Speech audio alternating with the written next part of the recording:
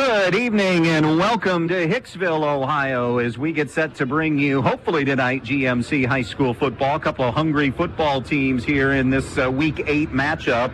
2 1-6 teams as the Edgerton Bulldogs will face off with the Hicksville Aces. Brody Flegel in his fourth year as head coach at Edgerton, and rookie head coach Justin Davis, who is a graduate of Edgerton, is at the helm here for Hicksville, replacing the very, very ultra-successful and terrific guy overall, Lucas Smith, who stepped down after last year.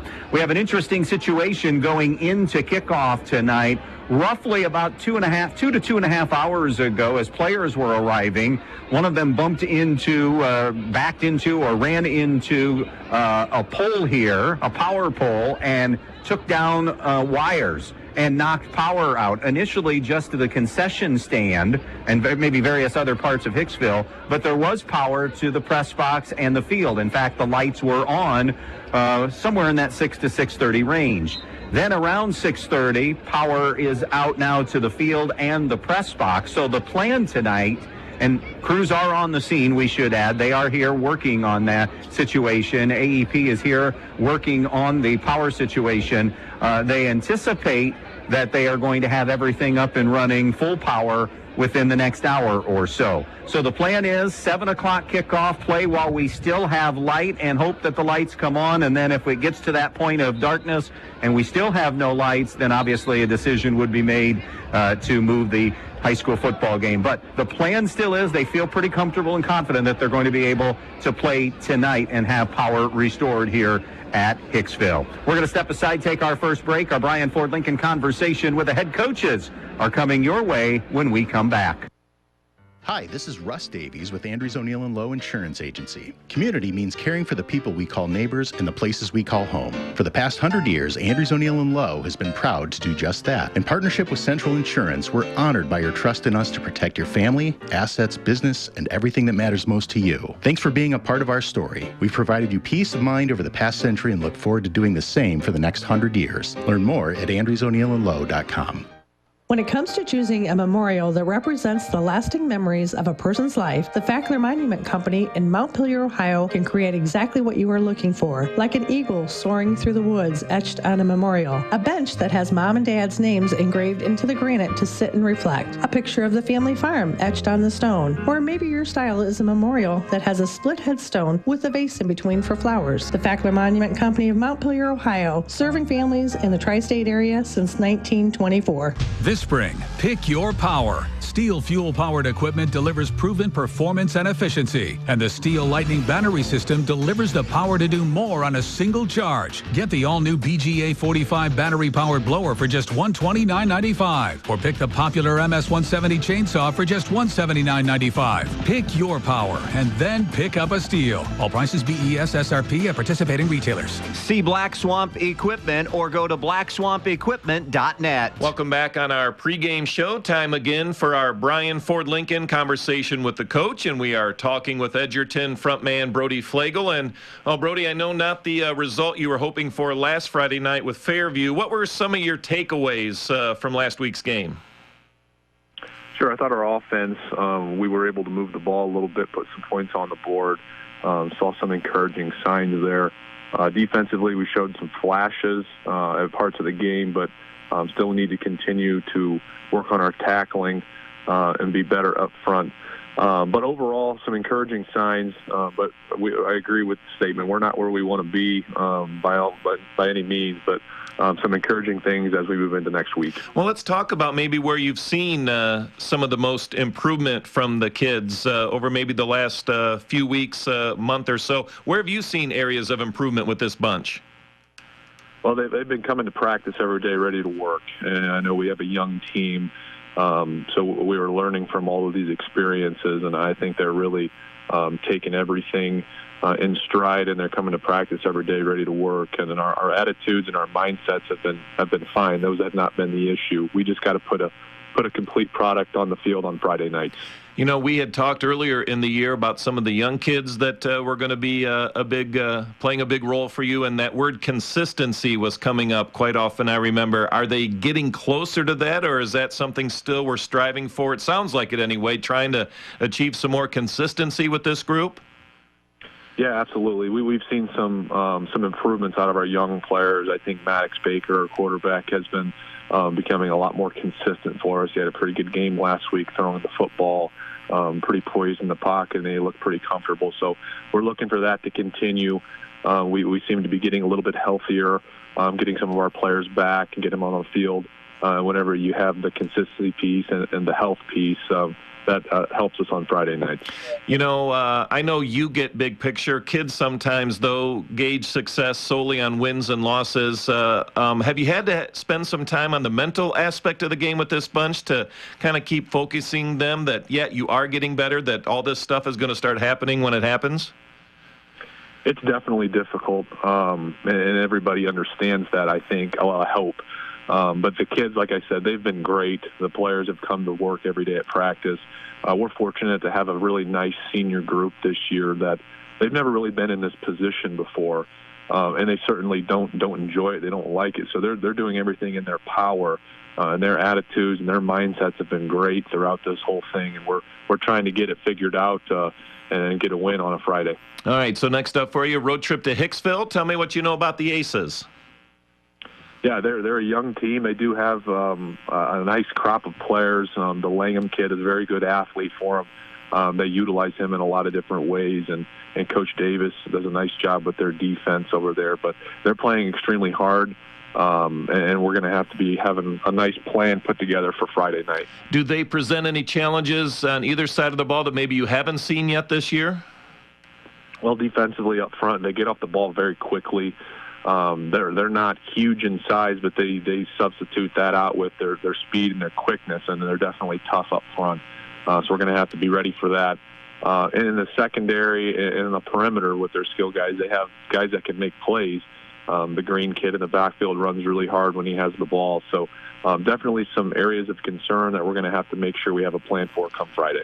I know, like you'd said, you got a good scouting report on what they're going to do. But even at this stage, Brody, how much of it is worrying about what like Edgerton needs to do to be successful, more so than what's going to be thrown at you from your opponent?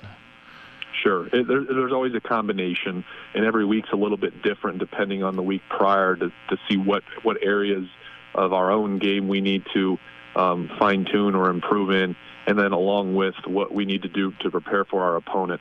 It's always a combination, and we always put a focus on our opponent, but at the same time, like you said, we've talked in previous weeks, we still have skills in the basics that we need to get better at. So it's a combination. I think we do a pretty good job at practice of doing both of those things and putting our kids in a position to be successful on Friday. All right. On the field, then, give me a couple of areas that'll be key for Edgerton to walk out with a win. Well, defensively, we've already talked. Our tackling, we need to be better. We've been implementing some new drills. We're putting an emphasis on our tackling at practice throughout the week. It's very hard as a small school, D7 school, with limited numbers. You can't just tackle all practice just out of safety and the health of your players. So we've incorporated some different drills, working some techniques to work on our tackling because we need to be better in that area. And offensively, just continuing to run our feet up front on the O-line.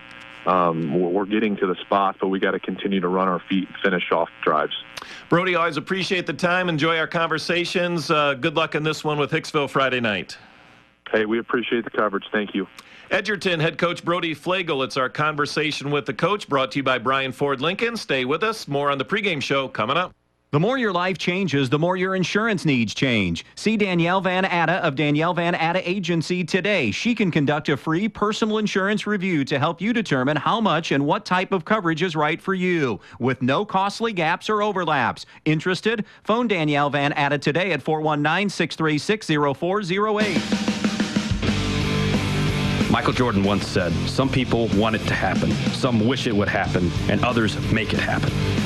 The Edgerton Bulldogs want it, wish for it, and make it happen.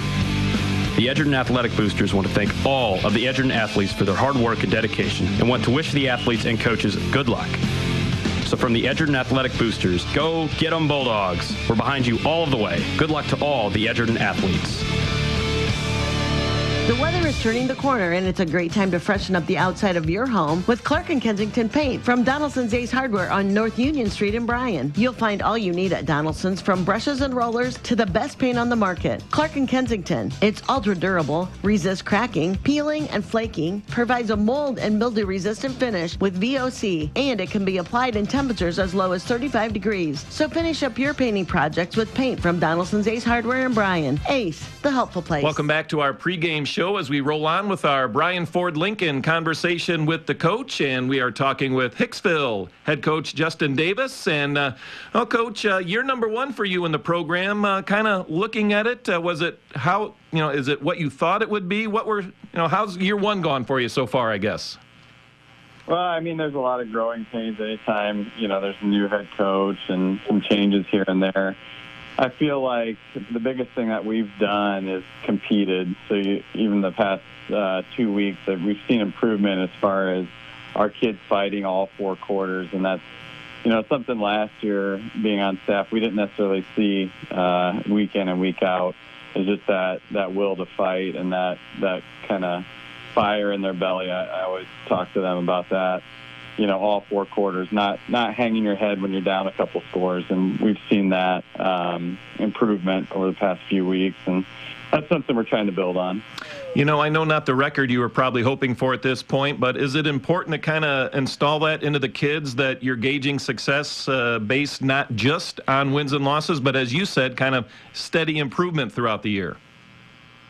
Yeah, absolutely. I mean, we feel like, there's definitely some wins to be had before the end of the year. But to your point, we definitely are measuring other things as well and celebrating those small wins. Even team GPA, that's something that I started to track. And, we're well over the 3.0 average during season that we wanted. So it's stuff like that we really want to celebrate. But also, we want to win, too. And we're here to win. So there's that. All right, on the field, X's and O's wise, what have you liked that you've seen from the kids so far this year? Yeah, there's definitely been on both sides of the ball. We've, defensively, David Taylor as a senior middle linebacker has stepped up. One of the leading in the area in tackles. He's a bright light for us defensively. Offensively, Brant Langham, I think he's right around 1,000 yards all-purpose right now. He's been a weapon for us. And it's really just executing. We talk about it, but it's simple football, blocking and tackling. That's really what it comes down to. And, when we execute on the little things, we do well. And that's what we're continually talking to the kids about. Talk to me maybe about some of the problem areas, maybe, Coach, some of those areas that you spend a little more time with each and every week that you need to kind of clean up as we go into the latter stages of the year? Yeah, I think, it's week to week, right? Depending on who we're playing and who they want to get the ball to. It's understanding, situational football, especially, defensively. We need to understand down and distance. We need to understand who they want to get the ball to. And the kids are starting to see that and starting to understand that. And that's, us going through it, during the week and practice, but also, deploying that on game day because we can't be out there with them during the game. So, and that's leadership too. That's kids starting to step up both sides of the ball, leaders offensively and, O-line here and there. We've seen some sparks, but we're very young there. But that's an area that we want to improve, and we have been improving, the past few weeks. All right, tonight, home game with Edgerton. Give me a scouting report on what you know about the Bulldogs. Well, they have some athletes for sure. I know they've been struggling as well. So, of course, both teams coming in are going to want to win. Kind of be prepared for anything. They're going to try to win that no matter what, and so are we. The Krantz kid, definitely a solid receiver for them. They like to get him the ball in space, so we're aware of that. And again, it goes back to executing, offensively, defensively. the front lines are going to be big. Again, offensive line, defensive line. Can we win those battles? And if we can, it should be a good night for us. All right. Well, Justin, appreciate the time. I wish you well tonight. Good luck against the Bulldogs here tonight. Thank you. Appreciate it. Coach Justin Davis of the Hicksville Aces as we continue on with our Brian Ford Lincoln conversation with the coach. Stay with us. More in our pregame show coming up. Good luck to the Aces from the Hicksville Athletic Boosters. They know all the hard work and dedication each player has and how hard they play in each game. The Hicksville Athletic Boosters would like to tell every player that they are proud of them, win or lose.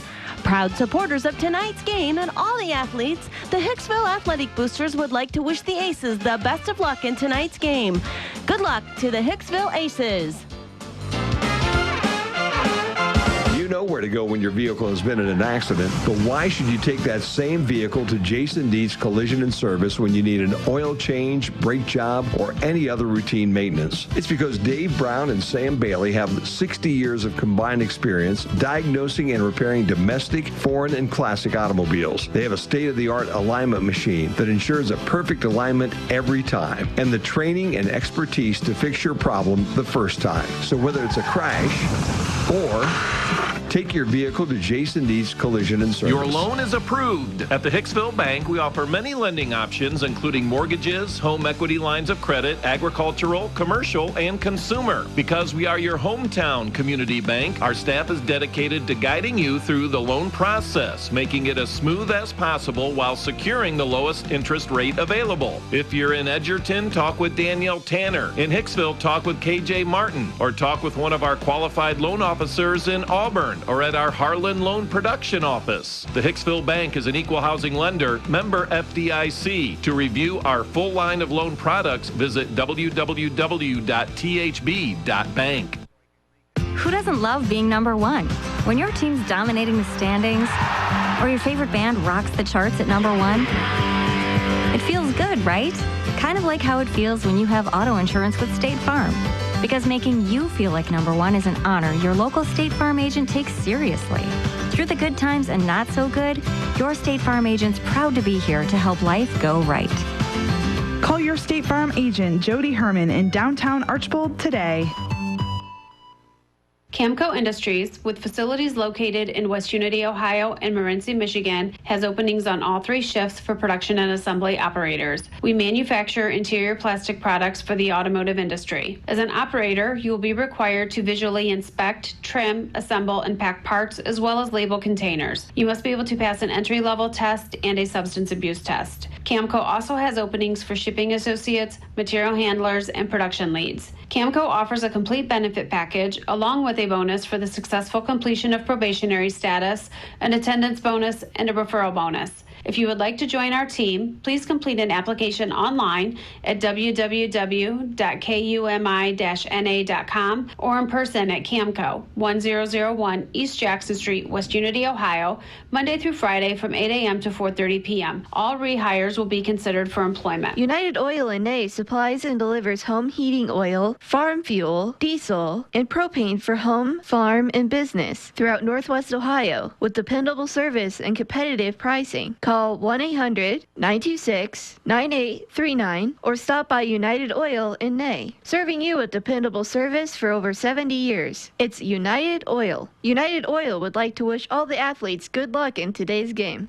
When you're on the road this summer, your rewards checking account at Midwest Community has deals from coast to coast that you can access online or in the app. It goes where you go, so you never miss a sweet deal on dining, hotels, entertainment, and more. And if you're stuck on the side of the road, just use the built-in roadside assistance to get back up and running. You also get cell phone protection, ID theft aid, and more, all included with your rewards checking account. It's banking that connects to life in all the ways you do. Learn more today at midwestcommunity.org.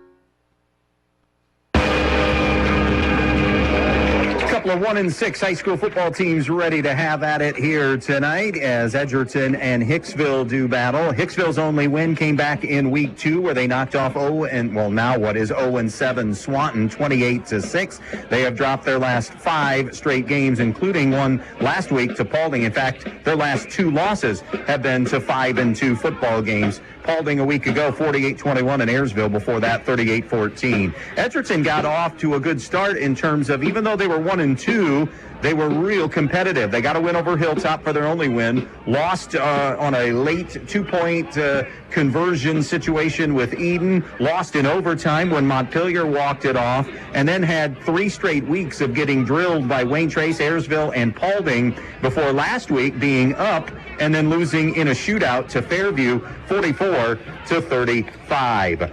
Edgerton has won 4 of the last 5 meetings in this series, but Hicksville, if you go back to 2000, Hicksville has won 17 of those meetings. They are 17-6 overall. We bring in our broadcast partner, Mike Bumb, tonight. A tough situation here for everybody here, Foz, so let's talk a little bit about that. How do you adjust to this tonight? I mean, everybody, warm-ups were the same, so no real changes there, but we're going to begin a football game on a night we normally would have lights. Oh, by the way, we have some rain and wind as well.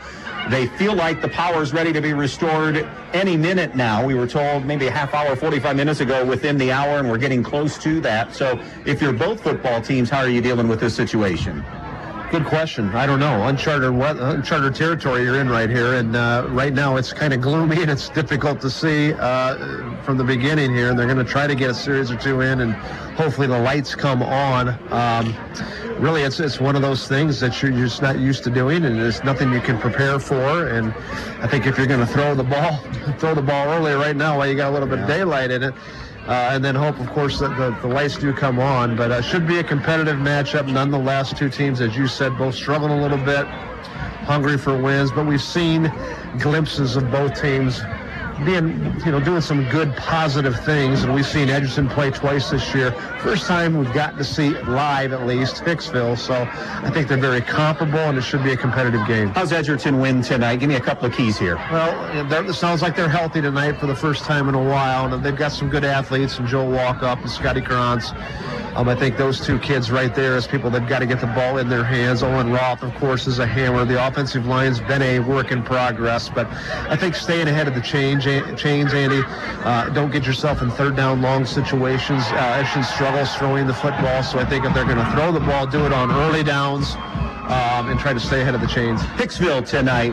Justin Davis, the Edgerton grad in his first year. How do the Aces win? Yeah, big game for him, obviously. It's a sentimental factor going into it. And I think, again, it's nothing all that profound for me tonight as far as Hicksville's chances of winning. I think you got to control the time of possession. I think maybe they're a little bit better up front than Edgerton is. Maybe don't have as many skill position players.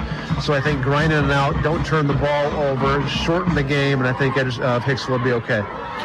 Glad you could be with us here on this Friday night. Hard to believe we have hit week number 8 already. Some games we're keeping an eye on. Ayersville at Antwerp, the big game in the GMC tonight overall. Paulding Tenora, though, is a big playoff points type matchup this evening. Archibald Wauseon, the big showdown tonight in the NWOAL. Bath is at Defiance tonight in the Western Buckeye League. Of course, everybody trying to catch Salina in the WBL. Happy to have you with us here tonight. Again, no lights. If you're just tuning in, we had a nobody was hurt. It was a minor accident that happened probably by now 2.5 to 3 hours ago. Hit a power pole, lines came down. Initially, power was out to various areas of Hicksville, but here at the stadium, the concession stand and bathrooms. As far as the stadium, everything was good. Press box and field lights. Field lights were on for the initial part of the pregame show. And then we're told as part of the repair, they shut everything down, but the hopes are that they are going to get these lights restored sooner rather than later. You have roughly, normally you'd have about 30 minutes of daylight left, but it's already a gloomy and overcast night tonight. This is our chilliest Football Friday, flipping the switch from summer-like weather just a couple of days ago to where we're at now, and even going to be chillier over the weekend. Our game time temperature is going to be in the 50s and fall through the 50s as the night continues. Edgerton 1-6, fourth year for head coach Brody Flegel. Justin Davis in his first season. Garrett Turnbull, the quarterback, has thrown for 883 yards and 6 touchdowns for Hicksville. George Green, the leading rusher at 277. Brant Langham, the leading receiver, with 437 receiving yards to go along with 198 on the ground. Maddox Baker had a really good game last week in the loss at quarterback for Edgerton. Threw for 267 and 4 touchdowns. Has gone for 1236 and 14 TDs on the year. Owen Roth has rushed for 390 on the season. Wade Krantz, a GMC best, 657 yards through the air. Hicksville will get their hands on the football first. Parker Eldon, the run-up and kick, and off we go in week number 8. The run-up and the catch at the 15, returning far side 20, 25, 30, 35, 40, and out of bounds on the far side, Brant Langham on the return, crossing the 40-yard line. So it'll be the Aces with a first down and 10 here this evening. Both trying to put the brakes on lengthy losing streaks. They will officially spot this on 1st and 10 at their own 42-yard line, hash mark to the far side.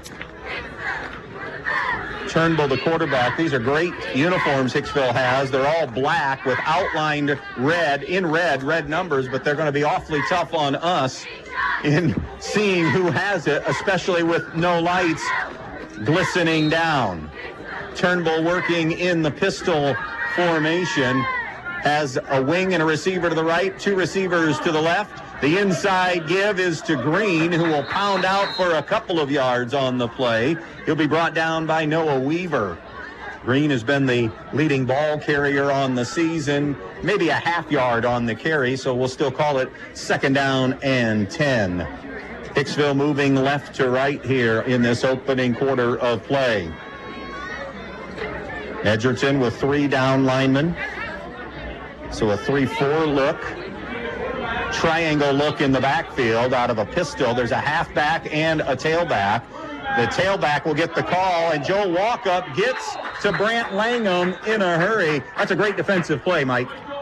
Yeah, it sure was. And Joe Walkup at the linebacker spot. I'll tell you what, the linebacker play for Edgerton has been solid all year long, and that time Joe Walkup just hit a gap and made a nice play. That's -1 on that carry. So it'll be a 3rd down and 11 for Hicksville back at their own 41-yard line. Green will bring a play in. He'll come in as extra personnel on a 3rd down 11. We'll see Turnbull more than likely go to the air for the first time tonight. 1 receiver and a wing to the right. 1 receiver and a tight end to the left. 2 running backs. Again, no scoreboard for anybody. You have to watch the umpire with the play clock, and a timeout taken by Hicksville. 3rd and 11 in a scoreless game here in the first quarter when we come back. Peltz Lumber Company in Montpelier and Pioneer has some exciting news. Not only has Peltz been bringing you the finest in building materials for generations, now they have a new website with a huge selection of items for you to browse right at your fingertips and in your own home. Just go to peltzlumber.com and hit the products button, and there it is. Tools, hardware, lumberyard and building materials, windows, doors, kitchen and bath. Check out the items you need and the prices, and stop by the store in Montpelier or Pioneer, or give them a call at 419-485-3059. Peltz Lumber, building for a new generation. Andy Brigle, Mike Bumb back out here in Hicksville on this dark, gloomy night, literally and figuratively here tonight. 3rd and 11 from Hicksville. Foz, give me a play call here. What are you looking for with that young sophomore quarterback? Yes, nothing too risky, Andy. I think you're going to look at probably a draw or some kind of screen, maybe a jailbait screen. But a fairly conservative play, I think, especially when we can barely see. The lights are not on, as you said, so I don't think you're going to put yourself from a quarterback in a disadvantaged position. We were just told that the hope is 7:30, quarter till 8 to get lights restored here. So hopefully he can continue to play. It's a play action fake, a rollout for Turnbull. Guns one down the field, incomplete. Threw it into coverage. It was intended for Cross Zedike, but pretty good coverage downfield by the sophomore Jackson Flower, and it'll be a 3-and-out for the Hicksville Aces here on their opening possession of the ball game. I'm going to take this opportunity, we understand, give a shout out to one of our favorite listeners listening up in Northeast Indiana, little man Trey Walker and Mama Kayla are tuned in, I'm told. All right. So dial that up tonight. The area's biggest Pearl Jam fan, both of them. Here's a snap and a punt coming, pressure, and it's blocked up the middle. Scooped up by the young man that got the block. That was Sean Murphy, who came surging through Foz, got the block, the scoop, and Edgerton first down on a short field. Really, Hicksville didn't block anybody on that time. There could have been 3 or 4 different Bulldogs who could have made the block. Sean Murphy ends up coming up with it. Another one of those good linebackers for Edgerton. And Edgerton's in good situation here now on the 27-yard line. So the block punt for Hicksville. Edgerton ball at the Hicksville 28-yard line. First down and 10. Maddox Baker has Owen Roth in the backfield. Trips to the right and a tight end to the left. Baker, the snap, the give. Roth runs into a wall and not much running room for him. By the way, everything being kept up here in terms of the scoreboard clock. Time on the field being kept as far as the play clock by the officiating crew. We have no idea where we're at. This is the first possession of the night for Edgerton. Roth with a gain, minimal gain of about 1 on the play. So it'll be second down and 9. By the way, it took 30 years for a game like that for us to finally happen. So Roth remains in, same formation, and they'll roll Baker to the right side. On the move, Baker, a little pump fake. There's a penalty flag down. He loses the football, but let's check the marker. I think we're going to see a hold on that offensive line, and we are. I'm not so sure how the official could possibly see it, Andy, because it's almost dark out here, but he did. Yeah, so anybody, this is going to be one of those nights, bear with us in play-by-play calls as well. That hold will back Edgerton up 10. I think they ought to do it old school and just bring all the cars up here and line them up around the edge of the sideline there and turn on the lights. So the penalty comes back to the 38-yard line, and it will now be second down and 20 for Edgerton. They were able to get here with a short field because of the block punt by Sean Murphy. Roth remains in the backfield. Twins right and left for Baker, who's working shotgun. Man in motion to the far side. There goes Caden Sinclair. The give to Roth on the interior. Roth slithers his way inside the 35 to about the 34-yard line before he is tackled on the play by Carl Rupert. So now it'll be third down and long for Edgerton. Third, and we'll call it 16 from the 34-yard line. Trips to the right, tight end to the right, Roth in the backfield on third down and 16. Hicksville creeping up, showing blitz. Half roll to the right. Baker in trouble. Comes back to the left. Baker eludes 2 aces. Now picks up a block, throws, and it's incomplete.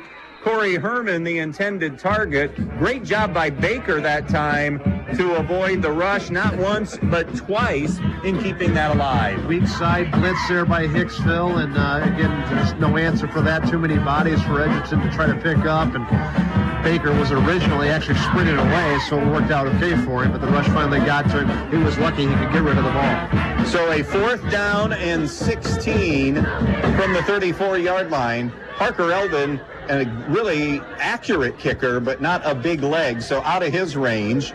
They will stay on the field. The offense will stay on the field. Halfback on either side of Baker. Receiver both ways. Baker wants to throw. One-on-one look. It's underthrown and intercepted on the near side. Picked off on the play by Braden Dix, and that was just something to get the ball downfield, and Edgerton does nothing with a block punt. It'll be 1st and 10 Aces from their own 20-yard line as this second set of downs will now be available to Hicksville. 1st and 10 at their own 20-yard line. Both teams have had the ball once. Hicksville 3 and out and a block punt. Edgerton 4 plays and then threw an INT on 4th down. Aces with a 1st and 10 at their own 20-yard line. 2 receivers both ways. 1 running back behind Turnbull. Officials confer quickly and now have it spotted, and we're ready to go. Second series for Hicksville. Aces move left to right. Man goes in motion to the far side. They fake. Now they do give the jet sweep. And the jet sweep gets back to the line of scrimmage, and that is about it. And did not get a good look on who. Walk-up, I believe. Walk-up made the stop. I was waiting to see who. It might have been Phillips on the end around on the jet sweep, who will get a yard on the play. Phineas Phillips. So it'll be 2nd down and 9 for Hicksville at their own 21-yard line. Glad you could be with us here tonight. Hicksville and Edgerton scoreless on the Andres O'Neill and Low scoreboard.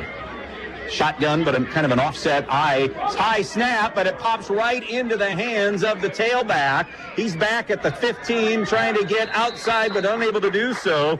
Chasing him down nicely was Jackson Flower, who made that stop. It was Langham who will officially get the carry. Langham saw it go off the hands, the fingertips of quarterback Garrett Turnbull and into his hands. 8-0, Fairview leads Wayne Trace.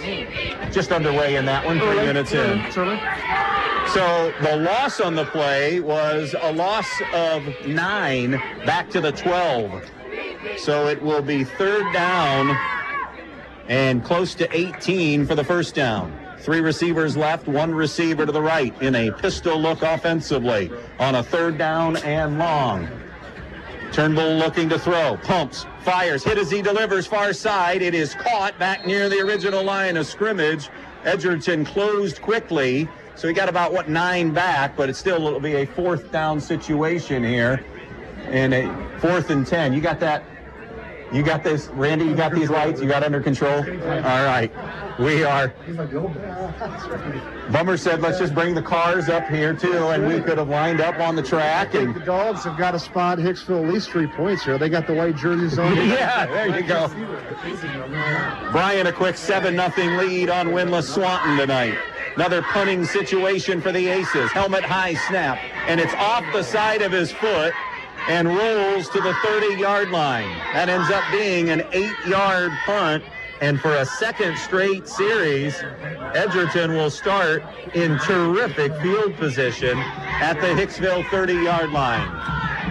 So a block punt, a shank punt, and Edgerton, can they capitalize this time? They came up empty. Hicksville defense stiffened on the first set of downs. Yeah, and credit Hicksville's defense last series, but you're not going to get any better opportunities than what you've had here. Edgerton's got to take advantage of this short field situation. A drive that begins for Hicksville, or for Edgerton, just inside the Hicksville 30. A scoreless game, we know. We also know we're in the first quarter. We do not know the time because we're waiting on power to come back on. Speaking of power, Roth powering outside, 20, 15, 10, 5, touchdown. Owen Roth from 30 yards out for the first score of the night.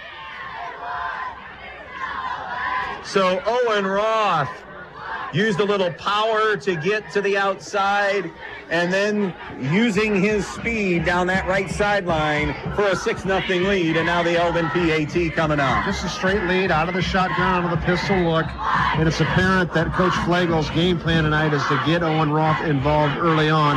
That's his 3rd carry already. Parker Eldon on for the extra point attempt. Snap, spot, kick on the way, and the extra point is good. New score on the Andres O'Neill and Low scoreboard. First score of the night, 7-0 Edgerton on B-Rock Sports. Knocking Point Outfitters just got in some great ideas for hunting season. Seed heaters and tree saddles. Stop by Knocking Point and try out both of these great items that are must-haves for your upcoming hunting season. Not only can you use the seed heaters for hunting, but they're also great for football games or any outdoor event in the cold. And while you're checking out the great items in the store, bring your bow and have it checked out too. Like Knocking Point Outfitters and see their upcoming events and great in-store items on Facebook. Knocking Point Outfitters, the starting point for every perfect shot. If you've been thinking about a remodeling project for your home or business, Field Supply Center in Blakesley should be your first choice. Field Supply Center in Blakesley, and not only has all the lumber for that project, they also have all the building supplies you'll need, along with everything you need for the project, including the cabinetry, plus the expertise to help make your home even more beautiful. It's all at Field Supply Center, located in Blakesley. Field Supply Center, wishing good luck to all the players in tonight's game.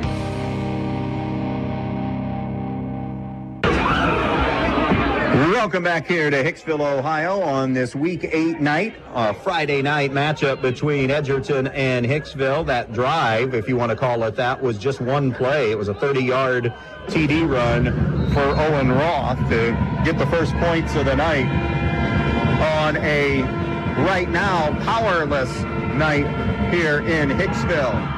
They're hoping within the next 15 minutes or so, lights come on. We'll see if we are able to continue to play that long. This kick is short, ricochets off a couple of bodies, sliding across the 40 to the 42, one of the Hicksville up men.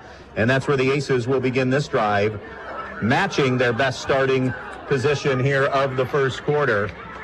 Actually, it'll be just shy of they started their first drive at their own 42. They'll begin this drive at their own 41-yard line with Garrett Turnbull and the offense coming back out onto the field. 7-0 Edgerton with the lead. Next week, Foz and I head to the Toledo area for a critical Toledo Area Athletic Conference matchup. Montpelier at Ottawa Hills. Montpelier in that area tonight playing Northwood in a critical game as well. Twin look both ways. Edgerton shows pressure. Here's a run to Green off the left side. He will get back to the line and maybe a yard on the carry. We shall see. They will give him one, so it'll be 2nd down and 9. Some scores to update. Patrick Henry, again without Nash Meyer, an 8-0 lead on Delta in the first quarter. Bryan scores again. They're up 14-0 on Swanton tonight. 2nd down and 9 for Hicksville at their own 42. Two receivers both ways. Pistol formation. Hicksville moving left to right, trailing 7-0. Quick pop, far side. Pass is caught over on that far side, and it's a catch and run for a first down into Edgerton territory near the 48-yard line, so give him 10 on the completion. Update on that Montpelier game. Griff Cooley has a 5-yard touchdown run, and after the PAT, Montpelier a 7-0 lead on Northwood tonight. So we'll keep you updated on that one as the night goes on. Ottawa Hills playing Cardinal Stritch. That's a non-league game, a game they'll roll tonight, so they'll come in with just the one loss. Bouncing here to the right side on the carry and getting the edge is Langham. Lowers the shoulder as well. Flower knocked him out of bounds, but that's a run for Langham of 15 to the 33-yard line. So we've seen Langham and Green be effective, and now Hicksville with the little movement downfield here offensively. This is their 3rd series of the night on offense, trailing 7-0. Two receivers both ways, pistol formation. Hash mark near side. 1st and 10 Aces at the Edgerton 33. 4-man front, or 3-man front, and then an edge rusher coming. Throw to the near side, Turnbull. Pass is caught. And that reception is going to be made here on the near sideline. It is caught by Owen Stuckey, 5'11" wide receiver, 5'11", 175, and he's going to be brought down by Dakota Burke. That is a pickup of 4, so it will be 2nd down and 6. 2nd and 6 from the 29-yard line. Aces go left to right, down to the Bulldogs, 7-0 on a Owen Roth 30-yard TD run. Two receivers both ways. Pistol formation, Green in the backfield. Green gets the call. He ran into his quarterback, Turnbull, juggled the handoff, and then got back on it. It'll be a loss of 3, however, for Green. Back to the 32-yard line and a 3rd and long as we get you some updates on scores. Liberty Center, a 14-0 lead on Evergreen. Bath is leading Defiance 7-0. That in the Western Buckeye League tonight. 3rd down and 9 for Hicksville. You probably have to gather that will be 4-down territory here with a 3rd and 9 at the Edgerton 32. 2 receivers both ways. Pistol formation. Green in the backfield. Turnbull with the snap. Turnbull looks right, slings it. Pass caught again by Stuckey, and he is going to be brought down by Walkup and Burke. He got those yards back. Where's forward progress? It'll get him at the 28.5-yard line. So now a 4th and 5 for Hicksville here, Foz, and you assume they will go for it. Absolutely, they're going to go for it here. And they've had a lot of effectiveness here throwing the football this whole series. So look for a quick stop route or something over the middle and a quick slant over the middle. 4th, and we'll officially call it 6 for Hicksville at the Edgerton 29-yard line. Wing and receiver right. Twins to the left. Man comes in motion out of the slot to the near side. Back to throw is Turnbull. Has time, sets, throws, incomplete. And the Bulldog defense stands up, and they force Hicksville to give it up on downs. Still in the first, still a 7-0 Edgerton lead. We'll be back in 30. Your home is the one place where everything should be perfect, including your air. Stark's Plumbing and Heating Services helps you achieve the perfect air you deserve with reliable, groundbreaking, award-winning Lennox products. Call Stark's Plumbing and Heating Services and see how soon you can get a Lennox home comfort system that'll help improve your health and your mood. It doesn't get any more perfect than that. Call us today at 1-800-329-4040 or visit us at starksphs.com. Welcome back out here to Hicksville. We're wondering if we're going to see a delay. Brody Flegel had come out onto the field. The officials have kind of gathered together. Some of the band members and students on the Edgerton side have, and even some from Hicksville, using phones and other lights to try to give as much as they can. We are still without lights, and we are inching closer and closer to complete darkness here, and a decision has to be made, and perhaps that's what's going on now. Well, we don't have any timing, so we can't tell. Could that have been the end of the first quarter? Have we played that much? That's possible. It could be, or we could be in a situation where it's just gotten too dark. But thanks for hanging in with us. Everybody who's listening, we're sharing a cell phone. Very difficult for us to see the numbers. We're doing the best we can. We're told here in about a half hour or less that the lights will be back on, and hopefully we can bring you a little bit better coverage than what we're doing. But until then, hang with us. We got a decent game going on here. 7-0 right now. Edgerton, both teams moving the ball a little bit better. And it looks like, Andy, looks like we're gonna pause right now. Both teams are going back to their sidelines. So the officials are still on the field. The teams have been sent back. They'll remain on the sidelines, I would assume. Nope, they're going to head for the locker room, and they have decided that we have gone as far as we can go right now with no lights. We are on hold for the time being until we get lights. We do know Edgerton's up 7-0. We think we're still in the first quarter, but we're not sure officially. But we're on hold right now, so we're going to throw it back until we get lights. If that happens, as they told us, when it happens tonight, we'll be back for more coverage of Edgerton and Hicksville. But now it's back to the studio for more Rock on B-Rock. Good evening once again, and welcome back to Hicksville, Ohio. And the Lord said tonight, let there be light. Right, yes, my good friend? We're back. We have light. We have no more rain right now. We have wind that we have to deal with. We will have a minute and a half left, 1:34 to be precise, left in the first quarter. So we got almost an entire quarter in. 7-0 Edgerton with the lead. What have you seen through a couple of possessions here tonight as we bring in on a normal broadcast now Mike Bumb with headsets? A little bit better now that I'm not leaning over your shoulder into a phone, right? That's right. What did I see? I couldn't see anything in that first quarter. What are you talking about? No, what I saw was some special teams blunders by Hicksville, a blocked punt, and then a woeful kick off the side of the foot, giving Edgerton 2 short field situations. Edgerton then took advantage of one of them with a 30-yard run by Owen Roth. Come back then, Hicksville, putting Edgerton up 7-0. Comes down, and they did it with a combination of the run and pass, but were effective throwing the football with Turnbull. Mostly the short passing game. They did try to throw the ball deep, unsuccessful, but did a nice job of mixing up the run and pass and connecting, staying ahead of the chains so they didn't get in third down and long situations. Unfortunately, they got on the 30-yard line of Edgerton or abouts, and then their drive stalled. So here we are, 7-zip with a couple minutes left in the first quarter. What do we got in? Minute 34 when we get back is what on. They told us. So we've been through worse, right? We sure have. Okay. A couple of things to make mention of.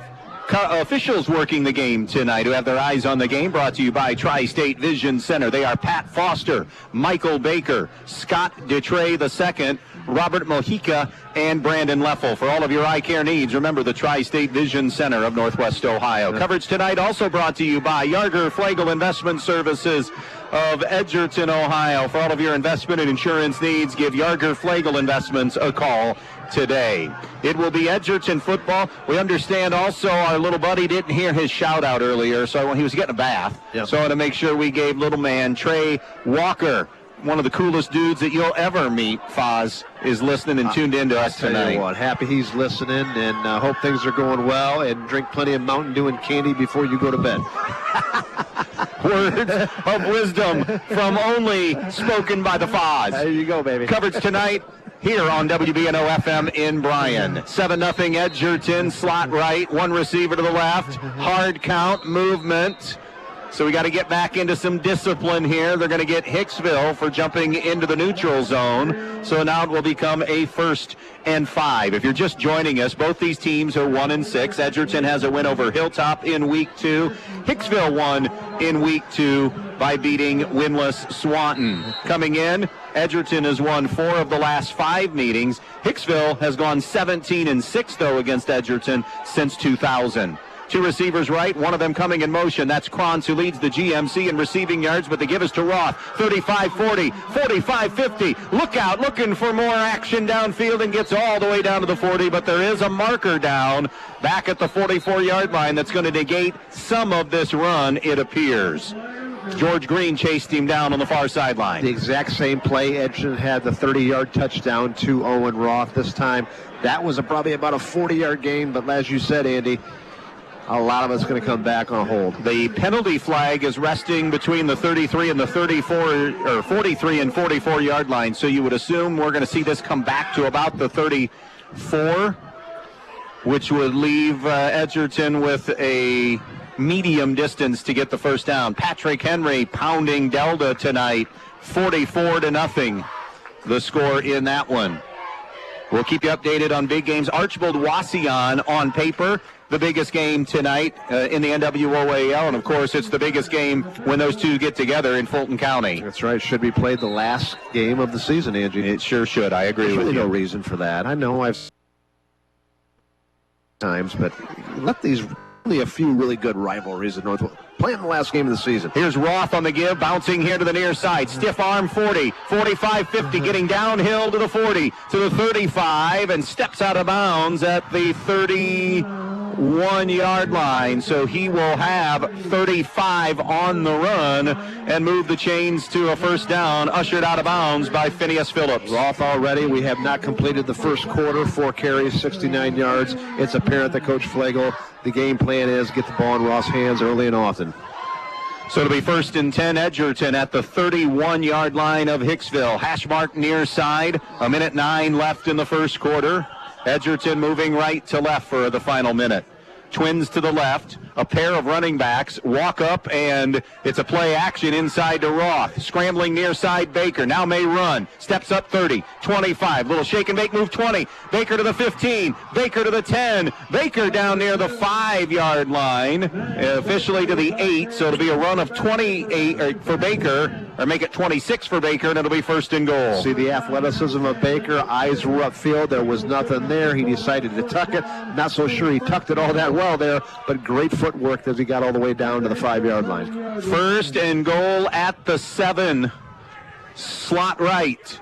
And movement from Walkup, who was going on 2 instead of 3, so now it'll be first and goal at the 12. Archibald, a 14-7 lead on Wauseon. Just under 4 minutes to go until halftime in that one. Here, 7-0 Edgerton on the Andres O'Neill and Lowe scoreboard. It's a first and goal for the Bulldogs at the 12-yard line. Clock moving towards a half-minute left. Roth, the right halfback. Walk up the left halfback. Tight end going in motion and goes over to the right side. 2 receivers to the right. Give it to Walkup, trying to get the edge. Good cutback to the 10, to the 5, and knifes his way down to about the 3-yard line. So it'll be a run of 9 from the 12 to the 3, and it'll be second down and goal from the 3. And that should be the final snap of this first quarter of play. So we're going to let's wait and see. Edgerton is hustling to the line of scrimmage.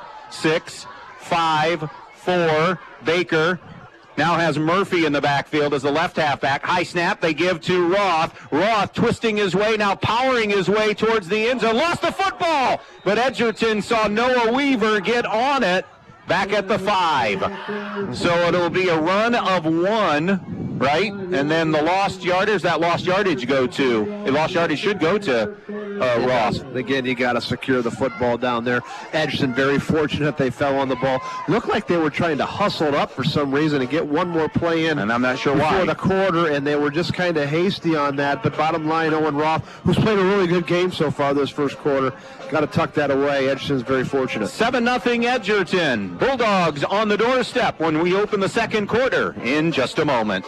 Statistics show that for most crops, pivot irrigation increases yields by at least 100% over dryland farming. Even in areas that get enough rainfall, timing is everything. If it doesn't come at just the right time, you could be losing yield. Maximize your production with pivots and linears from Valley Irrigation.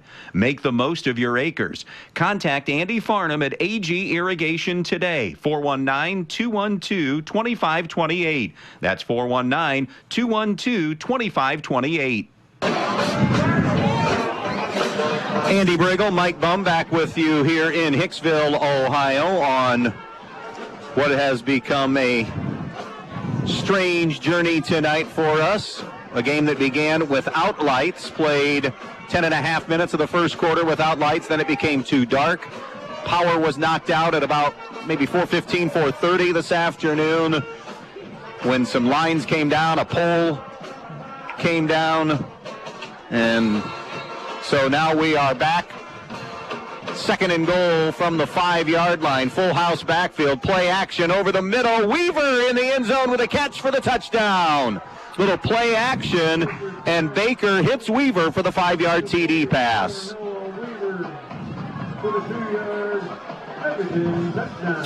And that adds to the lead. It's now 13-0 Bulldogs. Yeah, well-executed series there, running the football, of course, setting it up with the play-action pass. A little bit gutsy there because I thought Edgerton was kind of controlling the line of scrimmage. A little surprised they threw the ball, but nonetheless effective. Touchdown Bulldogs. Well, second and goal, pretty good time for a play action down right after you'd run it so effectively. Eldon adds the extra point. Just underway in quarter number 2. Edgerton, 14-0 lead on Hicksville. This is week 8 of high school football on B-Rock Sports. A memorial that represents the lasting memories of a person's life, the Fackler Monument Company in Montpelier, Ohio can create exactly what you are looking for. Like an eagle soaring through the woods etched on a memorial. A bench that has mom and dad's names engraved into the granite to sit and reflect. A picture of the family farm etched on the stone. Or maybe your style is a memorial that has a split headstone with a vase in between for flowers. The Fackler Monument Company of Montpelier, Ohio, serving families in the tri-state area since 1924. Back Back in Hicksville, 14-0 Edgerton. A touchdown rushing for Owen Roth from 30 yards. That was in the first quarter. And here early in the second quarter, a 5-yard scoring strike. Maddox Baker to Noah Weaver. That finished the 7-play and 66-yard drive, beg your pardon.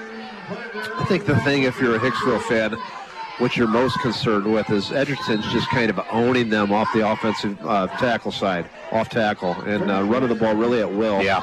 And, that's kind of one of those things. I'm not so sure that schematics can change. You're just getting overpowered. Credit the offensive line, which has been a work in progress from Edgerton, and then good hard running by Roth and Walkup. Eldon with a run up and kick, skids it here, ricochets off a Hicksville ace, and hustling after it and covering it up at the 36-yard line was Camden Walder, who saw it bounce off his knee. And that's where Hicksville will begin the drive. We also have some other listeners we want to say hi to. Got a text during our power outage. Want to say hi to Stan the Man Cruz down in the Columbus area. We miss seeing Stan on a regular basis, but no, he's locked in every once in a while to us. And, of course, Walton Chip Bum. Yeah. Tuned in tonight, some of our favorites. She doesn't miss. 2 receivers both ways. 1 running back is Green. In the pistol formation is Turnbull. 1st and 10 at the 36. Langham goes in motion. They fake the jet sweep, the keep to Turnbull. Turnbull into the secondary, into Edgerton territory. Wrestled down, the ball stripped. Is he down or is it a fumble? Edgerton thinks it's a fumble, but I think the official calling it down by contact at the 46. Let's wait and see. I think they're going to call him down too, and I think they're wrong, Andy. I think that was a heck of a call. Or, excuse me, a heck of a play. I couldn't tell who stripped it out. I believe Weaver on the cutback. He was either Weaver or Roth. Big boy play, and I thought he stripped it out before he hit. Nonetheless, officials right there. Nice run by Turnbull. Turnbull's a good-looking athlete. 19 on that run. And into Edgerton territory and avoiding disaster. 1st and 10, Aces at the 45 of Edgerton, trailing 14-0. Twins right, twins left, pistol formation. Turnbull, play action, throw over the middle is incomplete, and flags coming in on the slant route there a little early for Edgerton was Joe Walkup. Good call. I'll tell you why, because there's no such thing in high school football as an uncatchable ball, and that's what some of the Edgerton faithful are saying. There's no way he was going to catch it. You are right, but that's not how it is in high school ball, and the Edgerton defenders were there before the ball came. So the pass interference penalty will bring Hicksville down to the Edgerton 30-yard line now, and just like that, in a scoring opportunity. 14-0 Bulldogs. Hicksville has had a good-looking drive tonight. It was on series number 3. They had it for 8 plays, but stopped on downs by Edgerton. 1st and 10 now, Aces at the 30. 1 receiver wide to the left, a wing to the left as well. 1 receiver to the right, 2 running backs joining Turnbull, and movement off the right side for Hicksville will cost them 5 more yards, and now it will become 1st and 15. Next week, Foz and I off to Ottawa Hills. Do you believe this? First time from, you've been there many times as a coach, of course. First time for me, 30 years. It took me this long to get to Ottawa Hills. What am I going to love most about it? Yeah, I'm glad you set me up there. You've got to go to the concession stands. Wait, hold on. Wait till we come back. Wait till we come back after this play, because that's not what I thought you were going to say, but it is about food for the Foz. 1st and 15, a little give and a sweep to the near side, and Brant Langham is going to be wrestled down on the play by Sean Murphy after a pickup of a couple. Go ahead. Yeah. Well, as you'd expect at Ottawa Hills, right? The concession. They've got hot cocoa, Angie, and I think, if I recall, they made like some whipped cream, almost like in a heart shape. It's something you got to get, right? Okay. And they've got popcorn in a real box. It's not in any paper bag or anything like that. It's a box. So, well, beautiful environment. All joking aside. That's what I thought you were going to say about how it was where the setting of the field and where it was placed in the community. In a neighborhood. I love those neighborhood stadiums. It's 2nd down and 13. Turnbull on a roll, under fire, throws it up for grabs, and the reception is made on the far side just as Turnbull was about ready to get belted. That pass completion on the far sideline is going to be made by Langham.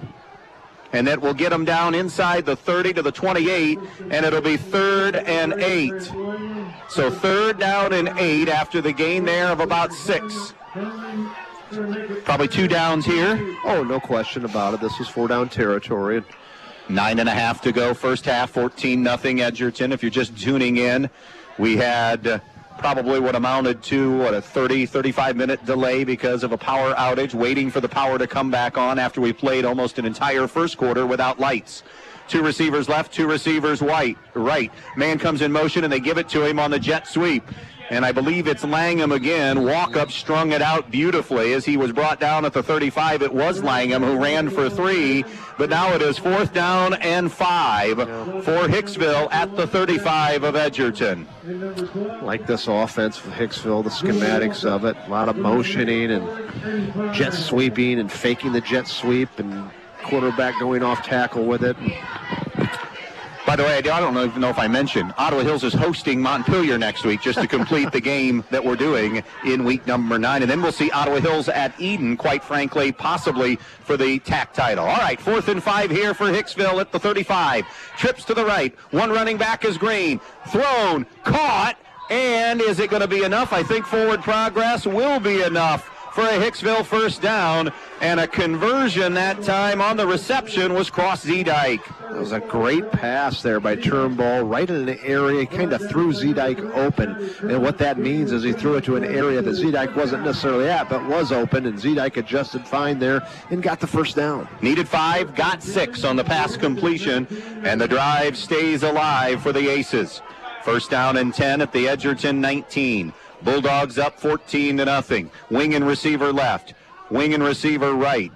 Triangle look in the backfield. The shotgun snap is wide, and getting on it will be the quarterback, Garrett Turnbull, but that will be a loss of 6 back to the 25-yard line. Both of these teams, just when you think, how can they be 1-6 right now? There's some good athletes out there. They're moving the ball pretty effectively. They remind you by making so many mistakes here, and we've seen it with both teams. Just unforced errors, Andy.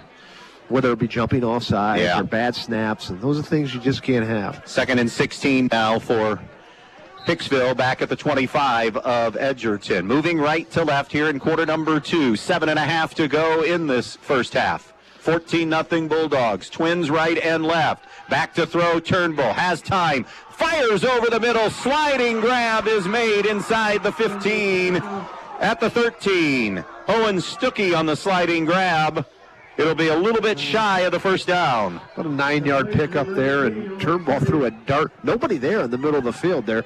Now, Edgerton's notorious for bringing heat on when they think it's passing downs, and that one right there was a case of Edgerton bringing their middle linebackers, and then Z-Dyke coming across the middle, and there's just nobody there. It'll be 3rd, and we'll call it 3 from the 13-yard line. That was Z-Dyke on the reception. No, it was Owen Stuckey. I'm sorry, Owen Stuckey. 3rd and 3. Langham, the deep back, out of the pistol.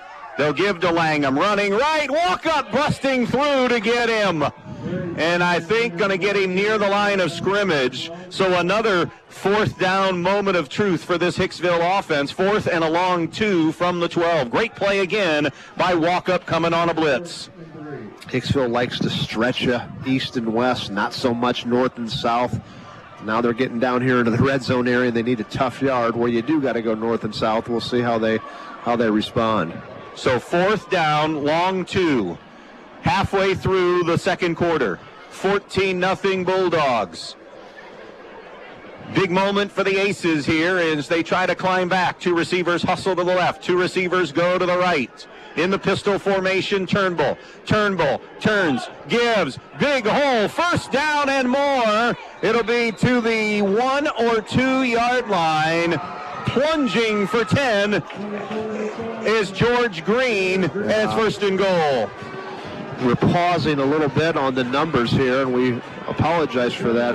As cool as the Hicksville uniforms are, and they are pretty cool, the numbers are very hard to see.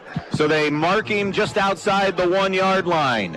1st and goal at the 1. Pistol formation, 2 receivers both ways. Green in the backfield on the 1st and goal at the 1. Green had it bellied up, but keeping it is Turnbull. Now looking and rolling right, throws to the end zone. It's a touchdown. a run play. It was an RPO that turned into a touchdown. What an athletic throw and play by Garrett Turnbull. Was it an RPO? I think it was. Okay, it may have been.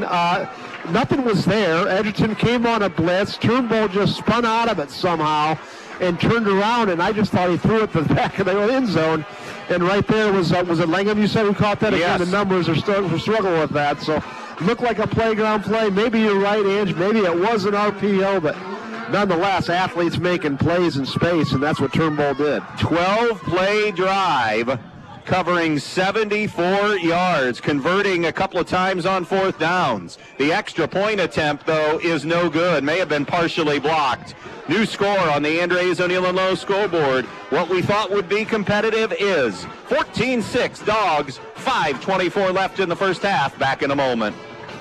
This spring, pick your power. Steel fuel-powered equipment delivers proven performance and efficiency, and the Steel Lightning battery system delivers the power to do more on a single charge. Get the all-new BGA 45 battery-powered blower for just $129.95, or pick the popular MS-170 chainsaw for just $179.95. Pick your power, and then pick up a Steel. All prices BES SRP at participating retailers. See Black Swamp Equipment or go to blackswampequipment.net. Impressive drive and a needed drive for the Aces to shave the deficit to 14-6, Mike Bumb. Sure was. And Hicksville does a nice job of stretching you east and west, and with that jet sweep that they have, and then every now and then Turnbull will hold on to the ball and take it right off tackle. But he also did it with his arm that series, too, completing 4 passes, and, of course, the touchdown pass there at the end to Langham. Bulldogs ready to get their hands back on it. Drifting deep, Dakota Burke and Owen Roth. I think if you're going to play Edgerton, if you're passing the football against them, attack the middle of the field. Here's why. Edgerton loves to blitz on passing downs, and that vacates that middle of the field. Hicksville did it one time that series. Let's see if they go back to it next time when they have the ball. It'll be Owen Stuckey kicking it away for Hicksville. 5:24 left in this first half. A kick that's a liner that will skid, and did it get out of bounds? No, it's a free ball. Edgerton ended up getting on it. Hicksville had a shot downfield as it just kind of died harmlessly on the turf at the 35-yard line, but a hustling play by Caden Sinclair to save a possession for Edgerton. And a very fortuitous bounce there. Very much. That could have just as easily went Hicksville's way. So the Edgerton offense comes out 1st and 10 at their own 35. Yeah, the kick was just kind of an awkward kick that kind of died right there on the sideline. Edgerton initially kind of, lazy or apathetic going after it, and then luckily Sinclair made a hustle play and got it back for him. Bulldogs 1st down and 10. By the way, it is senior night tonight. Senior night for all sports here in Hicksville. Baker has a pair of running backs joining him in the backfield. 2 receivers to the right. Baker wants to throw in the flat. Walk up the catch. Walk up wrestles his way out of 1 and then finally brought down at about the 40-yard line. Pickup of 5 on the pitch and catch to Joel Walkup. He is a tough kid to bring down. He sure is. Offensively, defensively, has at linebacker, special teams play. We've seen him making big plays the games that we covered him. Good football player. I believe that was Zedike and David Taylor who made the stop. 2nd down and 5. Krantz goes in motion. They give it to him on a jet sweep off to the left side. They have gotten him bottled up here early. And that was from the 40-yard line, I beg your pardon, 2nd and 5, and he gets no gain. Coming into tonight, Scotty Krantz had a GMC best 657 yards receiving, 36 catches, 8 touchdowns. Now, that was a jet sweep, but they love to get him in space, and why wouldn't you? He is arguably the best athlete on the team. Yeah, he's certainly one of them if he's not the best. 3rd and 5 at the 40. Hit in the backfield is Roth, and he's gobbled up defensively, thrown for a loss. Great job by the Hicksville defense, tightening up this time. And it was a hit and brought down by Taylor. Taylor's 10, by the way. Yeah.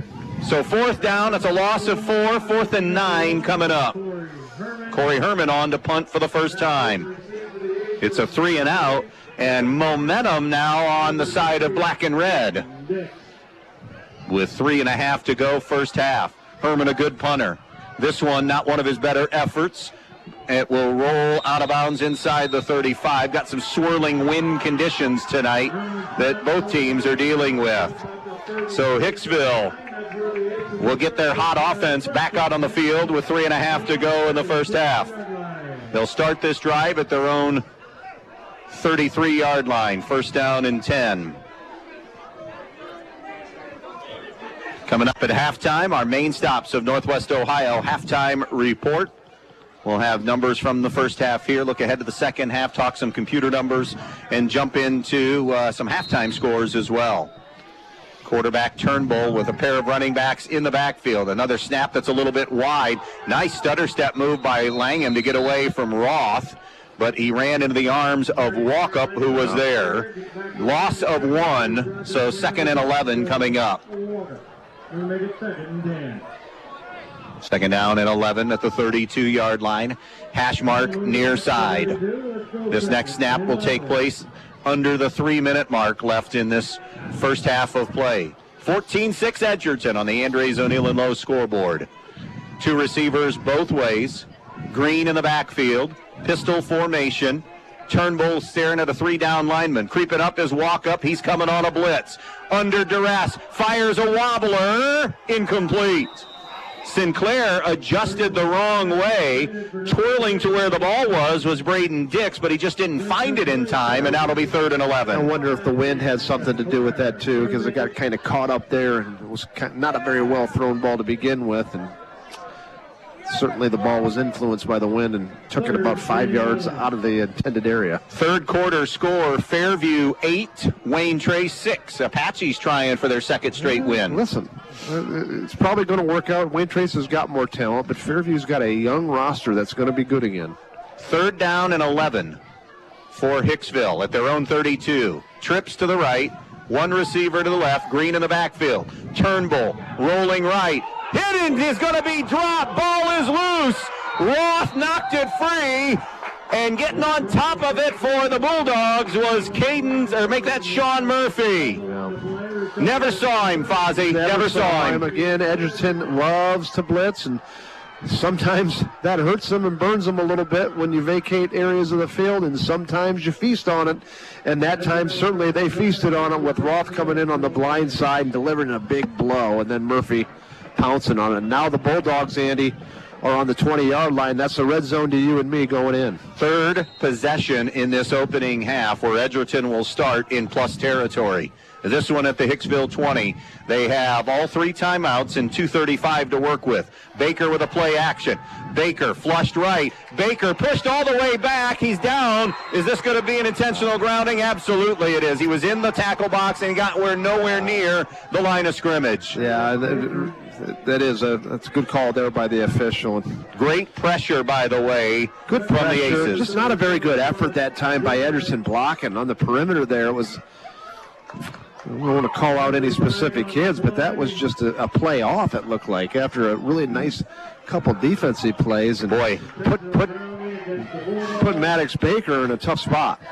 And I mean, that's a loss of down penalty, and the yardage penalty will be a loss of 21 back to the 41. Yeah, that's a killer. And really, Andy, and again, Coach Flagel, who is an outstanding coach, is going to see that on film tomorrow and absolutely go berserk, because Edgerton's in a great position to go in and take a 2-score lead. And it was really an effort situation. Look at this formation. 2nd and 31, only a center and a quarterback and a running back in the middle. Everybody else split out. Pass to Krantz, gets a couple of blocks. Krantz to the 35. He picked up 6 before he's wrestled down by Dix. And now it will be 3rd down and 26 from the 36. A little fun and gun, they call this, Andy. Same formation. 3 linemen right, 3 linemen left. Receiver going with both of them. Another screen to Krantz. It's a double pass, but there are penalty markers down. Walkup has the catch at the 10 or 11-yard line. But let's wait on the flag. This would be close to a first down, but a legal shift on Edgerton.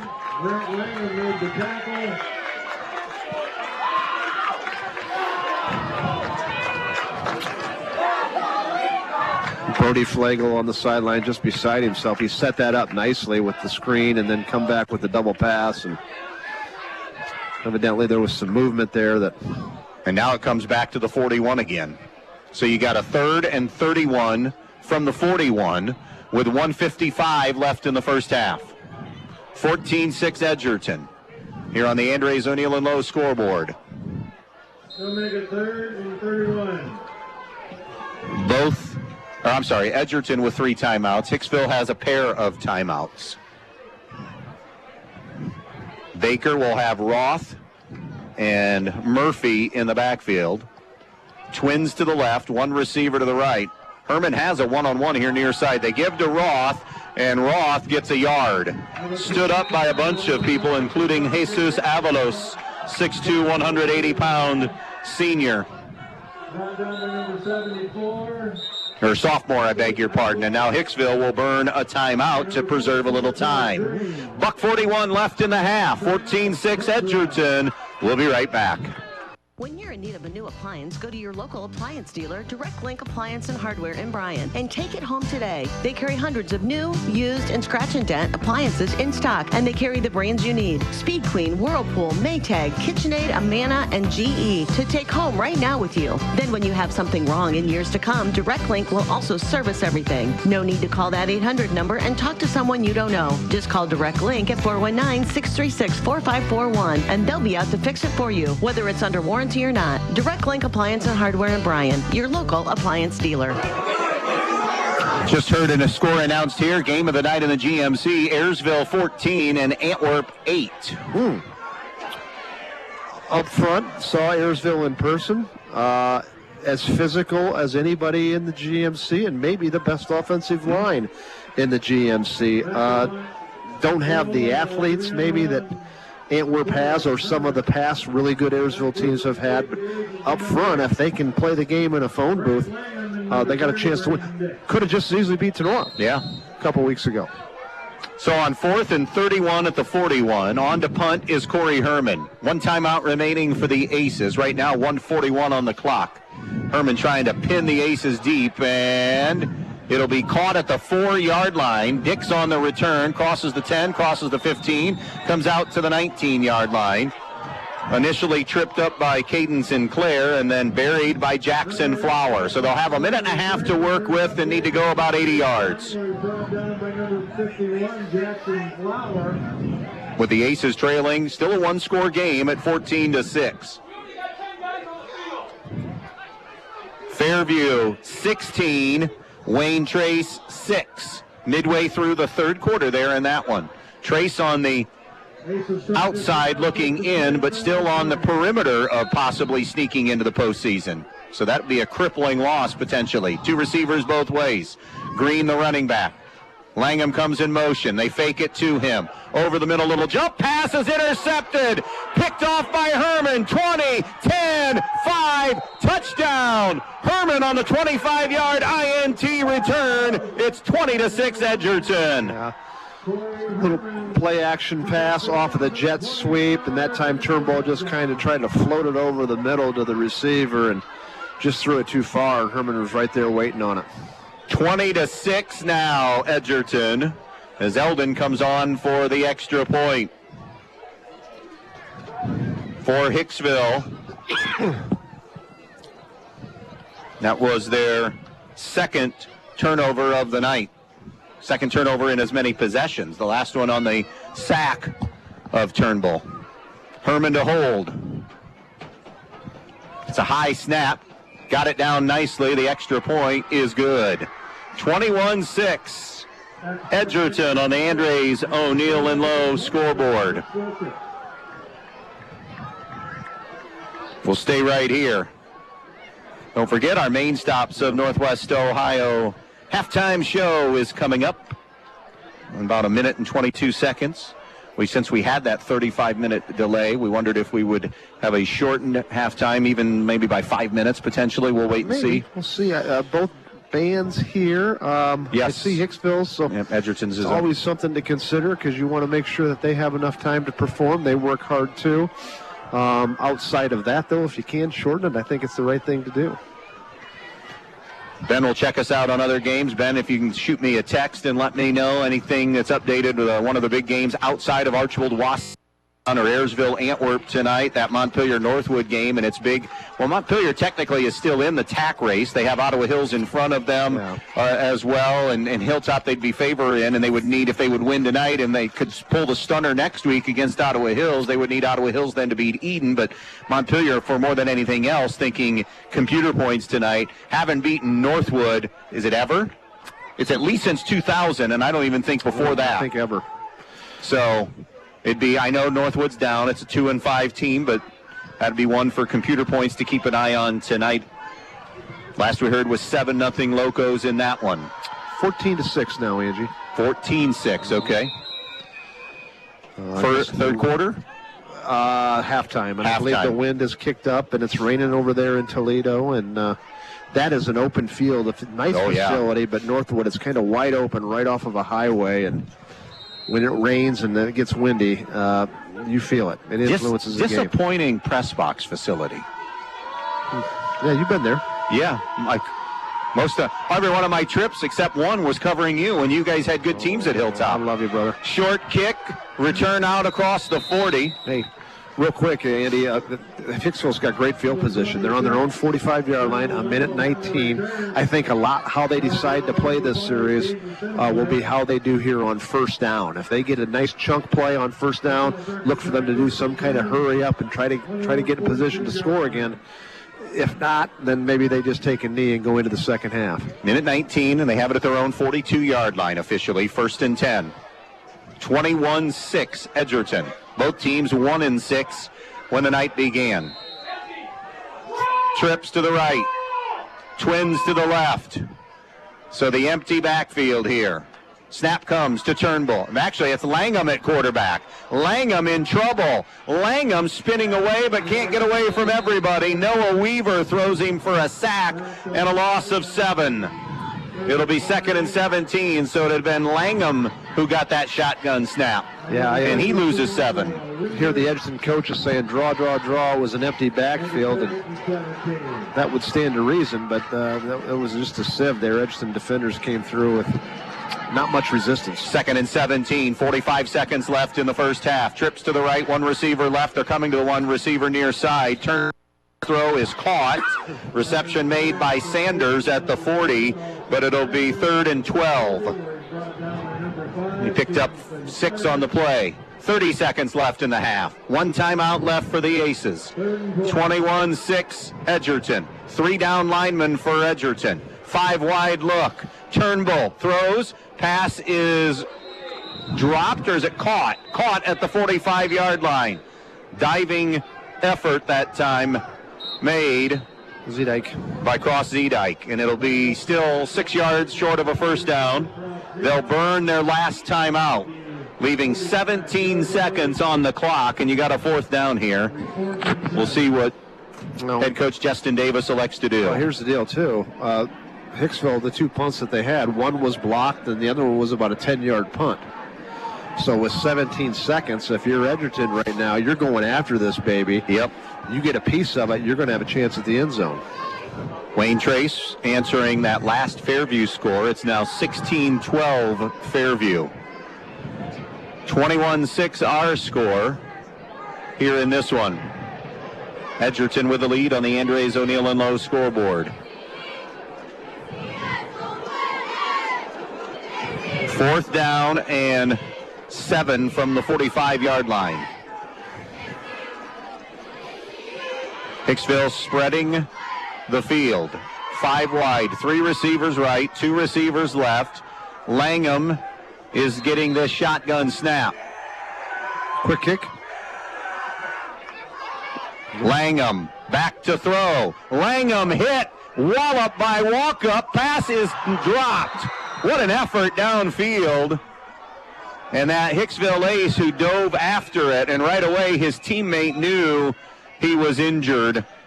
And that will bring the training staff out. I didn't see who that intended target was on that far sideline. Pretty well thrown ball. Boy, Langham got crushed as he delivered that football. And nice effort by Langham there, but that was just a nice job of separating Ball from man that time by the Edgerton secondary. Who was that on that play? I couldn't tell on them. Herman downfield. Herman's had a nice game. Walkup got the blow on the quarterback just as Langham was delivering it. Switching gears here now. Edgerton's got the ball on the 42-yard line here. They take over on downs. Don't think Maddox Baker can reach the end zone from here, but Edgerton could get a couple plays out of this before the half. Yeah. And if you don't, you could get a few yards and maybe some gadget play there to end the half. By the way, Brian, in a running clock game, 42-0 on Swanton. Swanton's struggling, aren't they? Boy. Time? Yeah, we talked about that, didn't we? Yeah, we have at one time. All these games. Swanton's almost like the Nebraska of Northwest Ohio. All these games kind of run into each other, but yeah, it's now there was a time you and I remember. Yeah, that were one of the best in the NWAL, but things changed a little bit. Doesn't mean they won't be good someday, but right now. Swanton and Evergreen are those two school districts in the NWAL more than others that lose athletes to Lucas County. Yeah, they do. That's part of it. That's part. So here's your first down snap with 9 seconds. Edgerton does have all 3 timeouts left. It's a 5-wide look for Baker. 3 receivers to the right, 2 to the left. Bubble screen is thrown, and it is caught by Kellen Sanchez. Sanchez will run out of bounds with 2 seconds left at the 33-yard line. Nice heads-up play by Sanchez to get as many yards as he could. He runs just like his dad used to, too, by the way. It's the same stride, man. I'm having a flashback. and then he gets out of bounds there with 2 seconds. So nice play by Kellen Sanchez. Archbold leads Wauseon in the second half, 21-7. 3 receivers left, 2 to the right. Barring a defensive penalty, final snap of the first half. Maddox Baker waiting on it. And now Brody Flegel spends a timeout. Got a look, spent a timeout.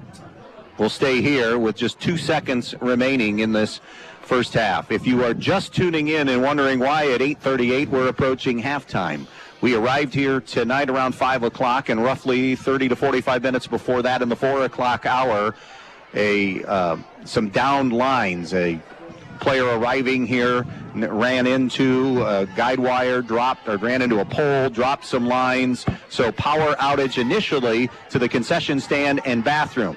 Power was here at the football field and the press box. We warmed up under lights for a while into the 6 o'clock hour. Crews got on the scene to repair that, shut all the power down. Both teams agreed to play the first quarter as long as they possibly could, which was till about a minute 35 or 34 left in that first quarter. And then it got too dark. And then we had about a 35 to 40-minute delay waiting on power, which finally arrived roughly 40 minutes ago or so, 40 to 45 minutes ago. So that's why this is the final play potentially of the first half.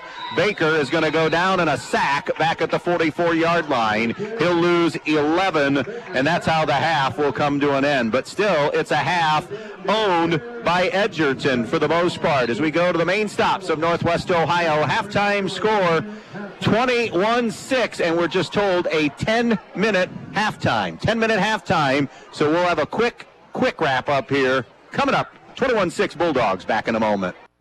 Camco Industries, with facilities located in West Unity, Ohio and Morenci, Michigan, has openings on all 3 shifts for production and assembly operators. We manufacture interior plastic products for the automotive industry. As an operator, you will be required to visually inspect, trim, assemble, and pack parts, as well as label containers. You must be able to pass an entry-level test and a substance abuse test. Camco also has openings for shipping associates, material handlers, and production leads. Camco offers a complete benefit package along with a bonus for the successful completion of probationary status, an attendance bonus, and a referral bonus. If you would like to join our team, please complete an application online at www.kumi-na.com or in person at Camco, 1001 East Jackson Street, West Unity, Ohio, Monday through Friday from 8 a.m. to 4:30 p.m. All rehires will be considered for employment. Hi, this is Tammy Bergman with Andrews, O'Neill & Lowe Insurance Agency. Andrews, O'Neill & Lowe has cared for our neighbors for a century. We believe when communities are strong, everyone benefits. From your family to your assets, your employees to your business. We're proud to partner with Central Insurance to protect what matters most to you, because you are what matters most to us. Here's to the next 100 years of delivering on our promise to provide peace of mind on good days and when facing the unexpected. Learn more at andrewsoneillandlow.com.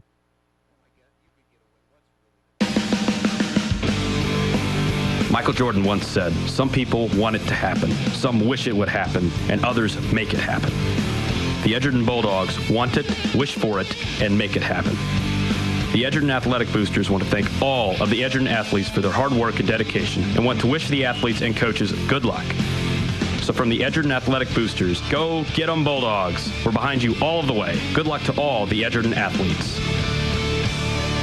United Oil in Ney supplies and delivers home heating oil, farm fuel, diesel, and propane for home, farm, and business throughout Northwest Ohio with dependable service and competitive pricing. Call 1-800-926-9839 or stop by United Oil in Ney, serving you with dependable service for over 70 years. It's United Oil. United Oil would like to wish all the athletes good luck in today's game. We're at the shortened main stops of Northwest Ohio halftime report. Since we already had a 40-plus minute delay in that first half, they have elected here. The two schools have come together and decided on a 10-minute halftime here, and then there'll be 3 minutes to warm up. So overall, a 13-minute halftime when all is said and done. All right. Edgerton got on the board first, taking advantage of a short field on their second possession after a Hicksville punt that was short from the 30-yard line. It only took one play for Owen Roth to bust right and score, and after the PAT, it was 7-0. Hicksville would give it up on downs. Edgerton would go 7 plays and 66 yards. Maddox Baker to Noah Weaver on a 5-yard touchdown pass, and it was 14-0. The Aces would answer on their best drive of the night then, a drive that would start at their own 36, and a dozen plays later, Garrett Turnbull would hit Brant Langham on a 1-yard TD pass. PAT was no good. It was 14-6. Edgerton would punt. Hicksville would give it up on a sack. Edgerton would punt again, but then Hicksville, starting at their own 20, would throw a pick six to Corey Herman. He would go 25 yards for the touchdown, and that's where we saw the scoring come to an end, 21-6 here at the intermission. Mike Bumb, some numbers from that first half. Okay, let's first start off with the Hicksville Aces. 58 yards passing. Garrett Turnbull been pretty effective, Andy, throwing the ball and running the ball. Primarily been the number one workhorse for the Hicksville Aces. Statistics, he is 7 for 12, throwing the football for 58 yards. Also rushing the football, Garrett Turnbull also leads the way with 19 yards. Owen Stuckey has 2 carries for 4 yards. Brant Lanham, a little deceiving because he had a couple big losses there, but he's carried the ball 6 times for 6 yards, for a total of 34 yards of rushing. Receiving the football, Owen Stuckey's got 3 catches tonight for 27 yards. He leads the way for the Aces. Along Brant Langham also has 2 catches for 15 yards. There's 58 yards through the air. Total of 92 yards of total offense tonight for the Hicksville Aces. Their lone touchdown, Andy, came with a 5-yard TD pass from Turnbull to Langham. The Edgerton Bulldogs, a little bit better here, and of course the score would indicate that. Maddox Baker thrown the ball 6 times. He's completed 4 of those for 28 yards. Receiving, Scotty Krantz has been spread around a little bit with all the receivers. Scotty Krantz has got a catch. Joe Wolkoff's got a catch. Noah Weaver's got a catch. And Sanchez has got a catch as well for a total of 28 yards through the air. Rushing the football, Owen Roth has led the way with 68 yards carrying the football tonight on 7 carries.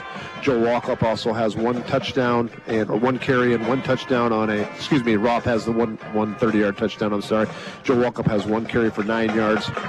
And Maddox Baker has carried the ball 3 times for 17 yards for a total of 85 yards on the ground for the Edgerton Bulldogs. Total offense, 113 yards for the Dogs. Ross got a TD run. Herman's got a TD, INT, interception TD return for a touchdown. And the other one was Baker passing to Weaver. And all of that adding up to a 21-6 score at the intermission.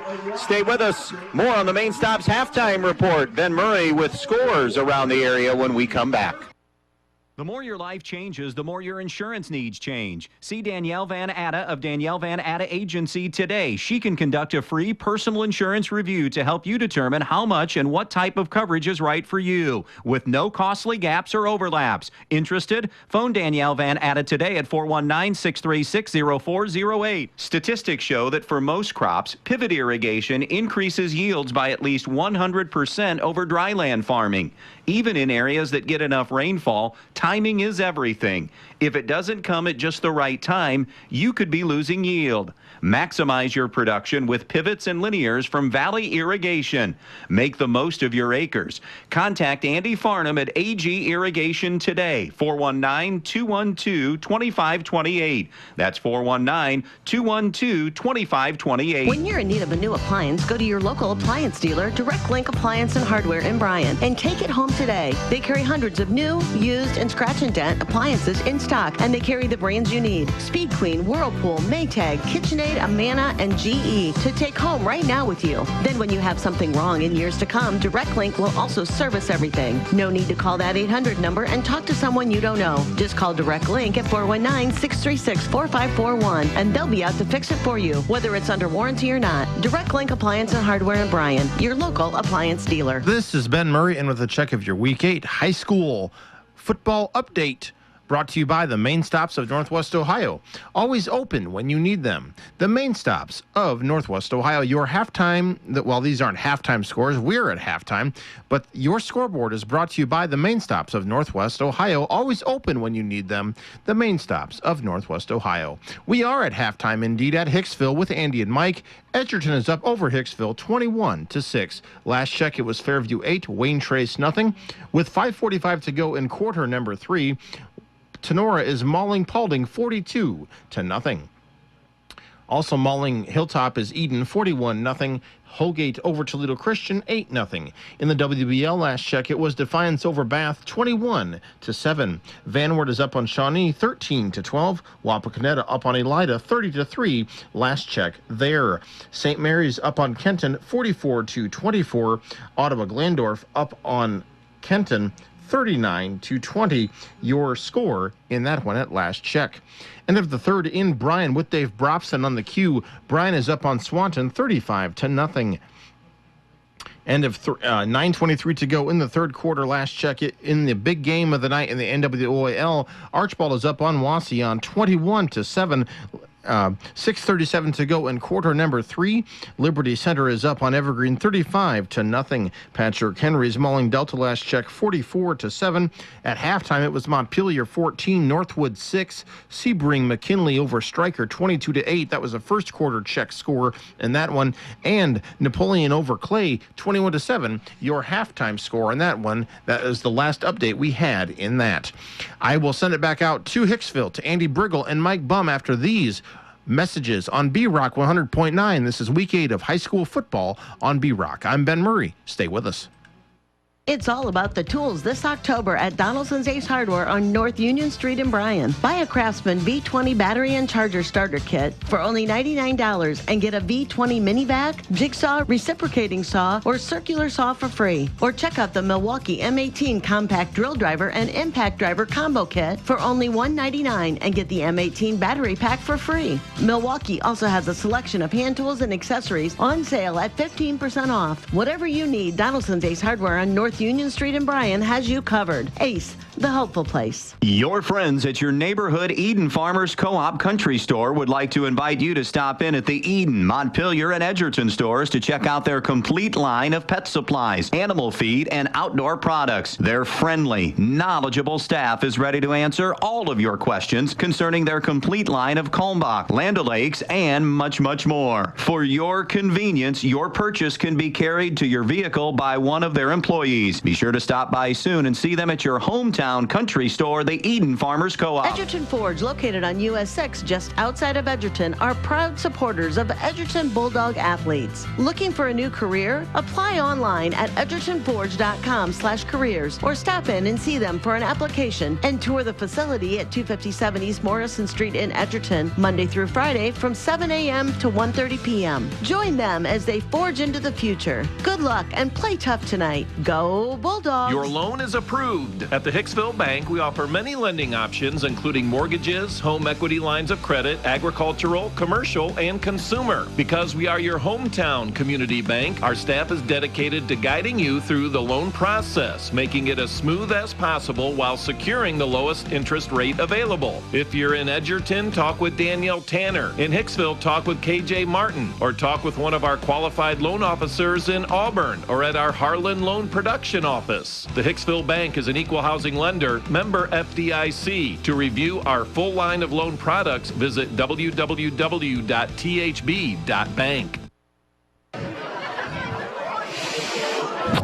14-6 still, the score in that Montpelier-Northwood game. We just told that Montpelier fumbled it at the 1. Oh. It is pouring rain in the Northwood area. Yikes. By the way, we touched on it a little bit earlier, but it is awfully strange looking down there. I don't know about you, Foz, but this is the first time since 2007 we don't see Lucas Smith on that sideline. And Justin Davis is doing a fine job. It's his first year. He's learning 15 years on the job. But just since we're here and we're at Hicksville, we had a chance to catch up with Lucas. Just wanted to, again, say, just talk a little bit about that program that he helped create here and did such a fabulous job and did it in the highest manner of class that you could as a head coach.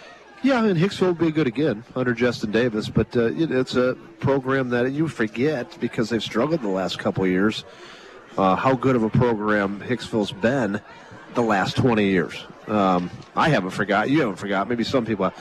And they'll be good again. They've got all the dynamics of good, solid community that I think you can have good football at 30 minutes from Fort Wayne, so you're going to get some good families that commute back and forth to Fort Wayne. So they'll be good again. So it's just going to take some time. That's what happens with small schools. You're not going to always have the numbers out and the talent that you'd like to every year. You play with what you got, but it's been historically, I guess I'll use that word, historically, it's been a really good football program here at Hicksville, and it will continue to be. Give me an adjustment for both teams, starting with the Aces, who have to dig out of a 2-score hole now, 21-6. Well, one of the negatives of the shortened halftime is, again, you can't make too many adjustments. You don't have the time to do it, but sometimes you can't give your kids so many things to try to do it and process and be able to execute. So I think just some basic things. If you're Hicksville, got to do a little bit better job of stopping the off-tackle play, specifically to Roth, and then Walkup had some success there. Edgerton kind of went away from it a little bit there late in the second quarter. Not sure why that was the case, but that first quarter, they were physically just manhandling Hicksville. And I looked down there, and I didn't see really any schematic adjustments or anything like that. Just Edgerton didn't go back to it as much. So I think up front now, how do you combat that? Maybe put another guy in the box so you outnumber Edgerton a little bit and play harder. Yep. Sometimes you just got to play a little harder. Edgerton's standpoint, what do they need to do? Well, things are going pretty good right now.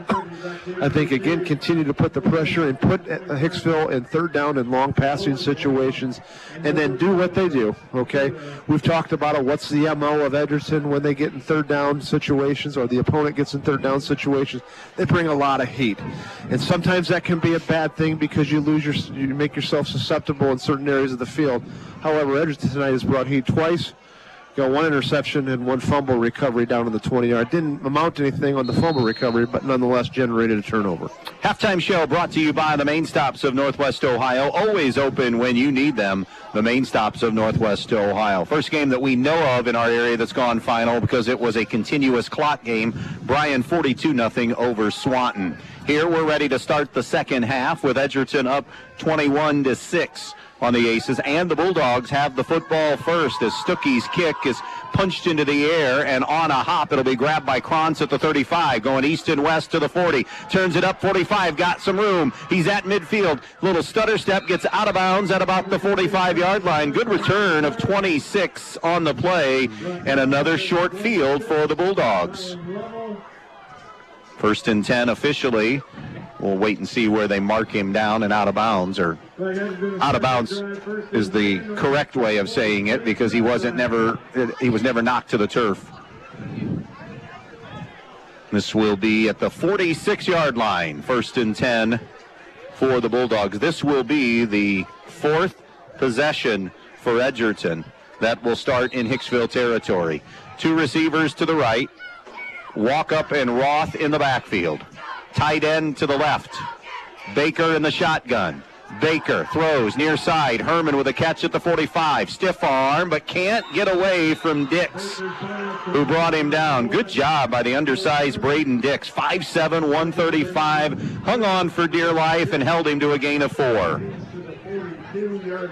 So it'll be second down and 6 at the 42. We'll see if Edgerton tries to get Roth reestablished again. Roth owned the first quarter. He's the only setback in the backfield next to Baker in the shotgun. Play action to him. Throw to the far side. Weaver has to go down and make the catch near the turf. He is wrestled forward to about the 39-yard line. 3 more on the play. Langham the tackle. Now 14-12, Montpelier leading Northwood. That is a fourth quarter game in the rain. Edgerton hurrying up. They have a 3rd and 3 at the 39-yard line as they go 5 wide. Trips to the right. Quarterback draw. Baker, first down. Needed 3, got 4 on the play as he's tackled. Going to be brought down on that play by Bronson Graber. Nice, well-executed play that time. Went empty, and Baker using his feet. He's quick. It'll be a first and 10 at the 36-yard line. Trips to the left, one receiver to the right. Roth is the running back. Play action to him. They'll fire far side to Weaver. Weaver at the 35. Weaver at the 30, down to the 28-yard line. 8 more on the pitch and catch. Finding success in the little quick screen game. A 93-yard run, Northwood. After Montpelier was stopped at the 1, they went 93. Wasion within a score. 21-14, Blue Streaks with the lead in that one. Here's Baker on the quarterback draw again. 25, 20, gets a block, punches outside 15, 10. Baker into the end zone for a 29-yard touchdown run. And an impressive drive to start the second half for the Bulldogs. Needed only 5 plays to get it done in 46 yards. Baker doing it with his feet and throwing some, pretty quick little screen passes that are, what's the word I'm looking for, Andy, here, that are not... Just quick hitters. Quick hitters. That's not quite what I was looking for, but the phrase... Trying to go 4 for 4 on extra points, and Eldon does. 28-6, Edgerton on the Andres O'Neill and Lowe scoreboard in this matchup of 1 and 6 teams. We'll be back in 30 seconds. Good luck to the Aces from the Hicksville Athletic Boosters. They know all the hard work and dedication each player has and how hard they play in each game. The Hicksville Athletic Boosters would like to tell every player that they are proud of them, win or lose. Proud supporters of tonight's game and all the athletes, the Hicksville Athletic Boosters would like to wish the Aces the best of luck in tonight's game. Good luck to the Hicksville Aces.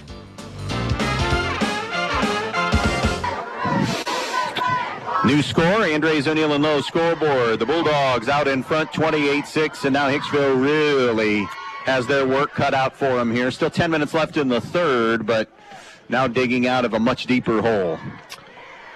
Yeah, I don't think it changes anything here because I think they just got to get something rolling here. So I think stick to the game plan. In other words, Turnbull doesn't have to drop back every single down and throw the football yet. But this series here coming up is really important for Hicksville. They need to punch one in here and get only down by 2 scores, and then they're in striking distance at least.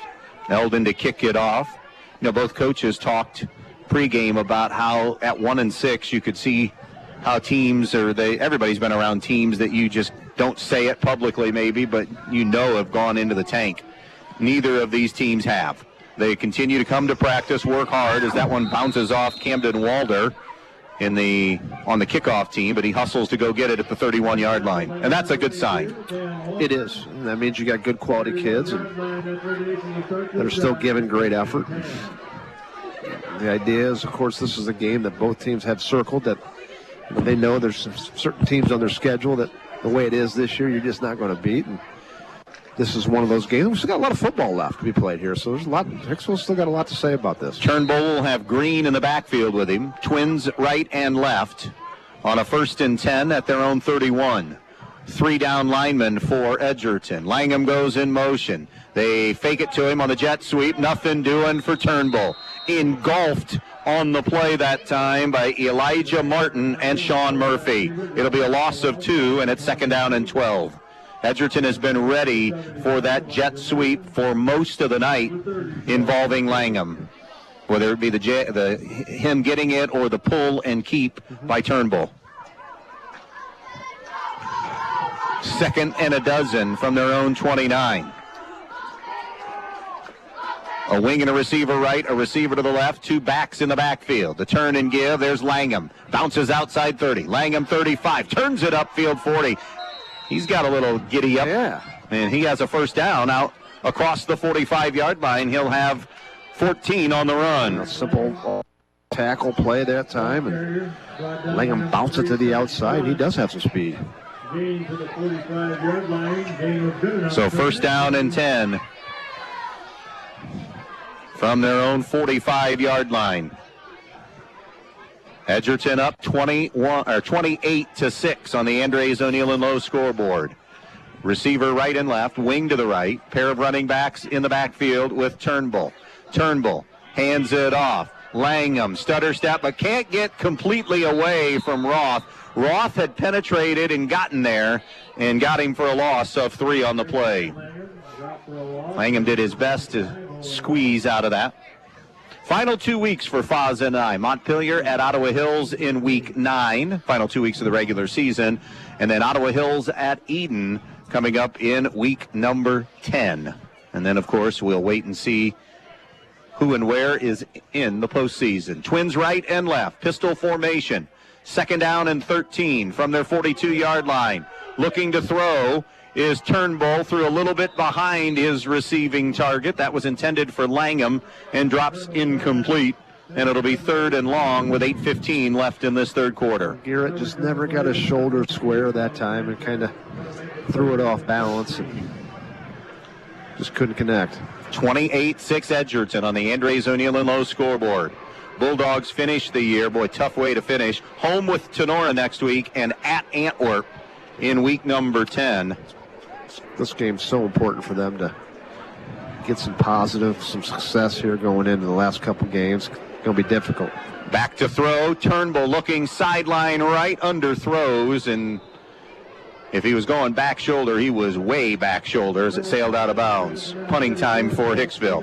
Hicksville, by the way, closes with Fairview in week number 9. That is actually last 2 are away games, so this is the home finale tonight. At Fairview, at Tenora. Yeah. Liberty Center has won tonight over Evergreen, 48-6.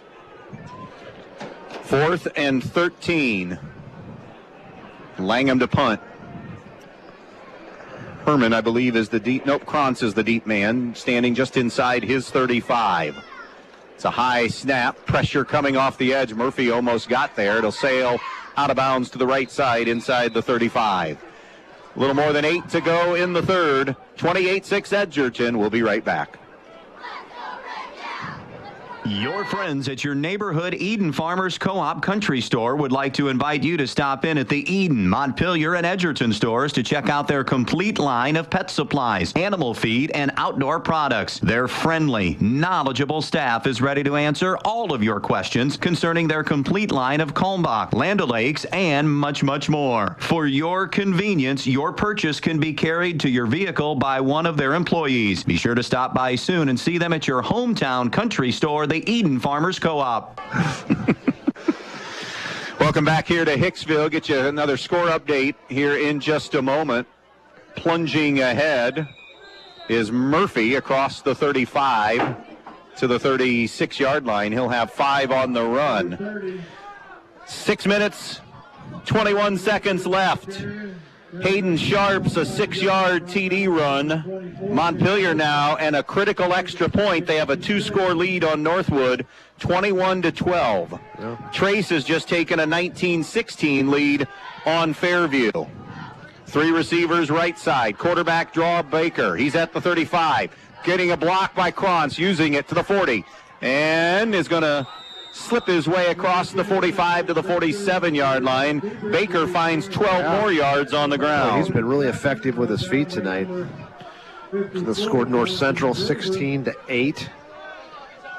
Leads in the third quarter, late in the third quarter. Defiance, a 28-7 lead on Bath. Their own 47-yard line. First down and 10, Edgerton at their 47. Baker throws far side. It was almost picked, but Weaver makes the grab and will get 3.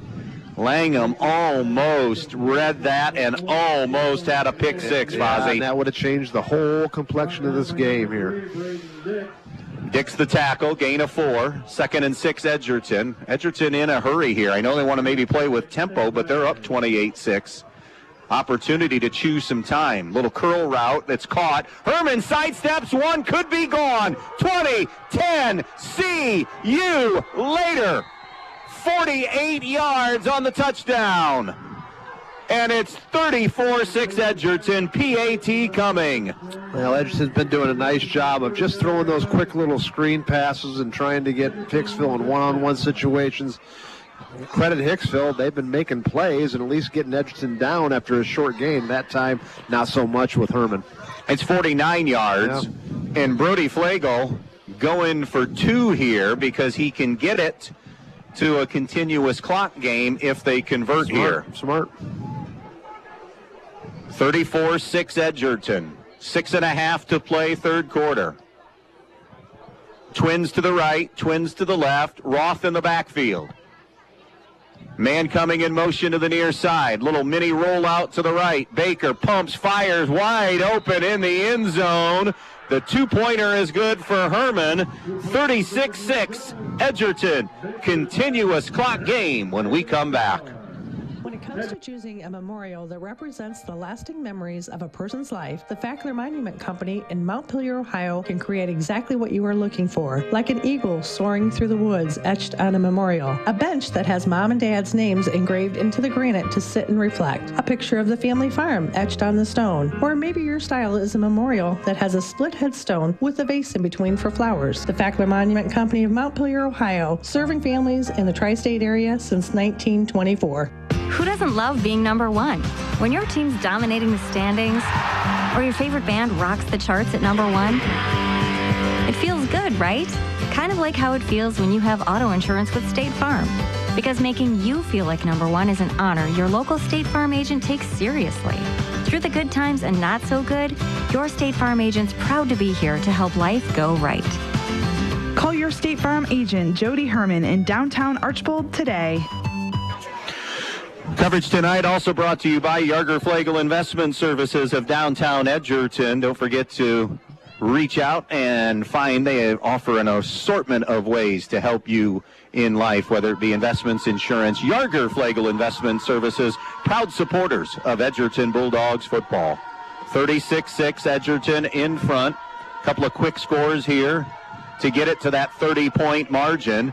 A kick that's going to be touched by Hicksville. That'll cost them 15 yards because the touch and momentum took the young man out of bounds. That was Cross Edike, and if he leaves it alone, you get 15 more, and it comes out to the 40. But Hicksville will have it. 1st and 10, trailing 36-6 here on the Andres O'Neill and Lowe scoreboard. Again, for those of you just joining us, this was a night that began with a power outage. The almost entire first quarter was played with no lights, and then when it became too dark, and the reason they started the game, they always knew the power company that was on site, AEP, said we're going to get it more than likely fixed, and the estimated time was 7:30, 7:45, and after about a 45 minute delay, it was pretty close to that. Twins right and left. Inside give to Langham, pops it outside 30, and he's knocked out of bounds. Hard hit by Walkup at the 35. close to the 36. Let's give him 9. Nope, it's 10. They've already signaled first down.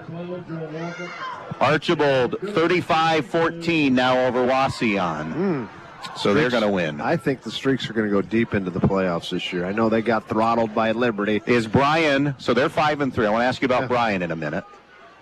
I'll let you finish Archibald, and then I'm going to come back to Bryan. Well, here just that. I think it's a team that can go really deep and make a run for a state Final Four appearance. Hand off again, right side Langham. He got a yard on the play before he was tripped up. So Bryan's 5-3 in Division IV right now. Not going to get anything tonight for beating Swanton. Maybe pick up a couple of secondary points somewhere along the line. But they finish with Archibald Wasion. Can they split?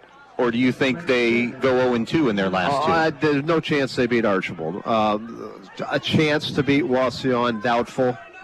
I just don't think Bryan plays good enough defense to beat them. They have a chance against Wasion. I think they have no chance against Archibald. 2nd down and 9 for Hicksville. Look at Walkup get to the football. Wow. Hunt and confront, and he found Langham. Now, he did pick up 5 yards, right? Yeah.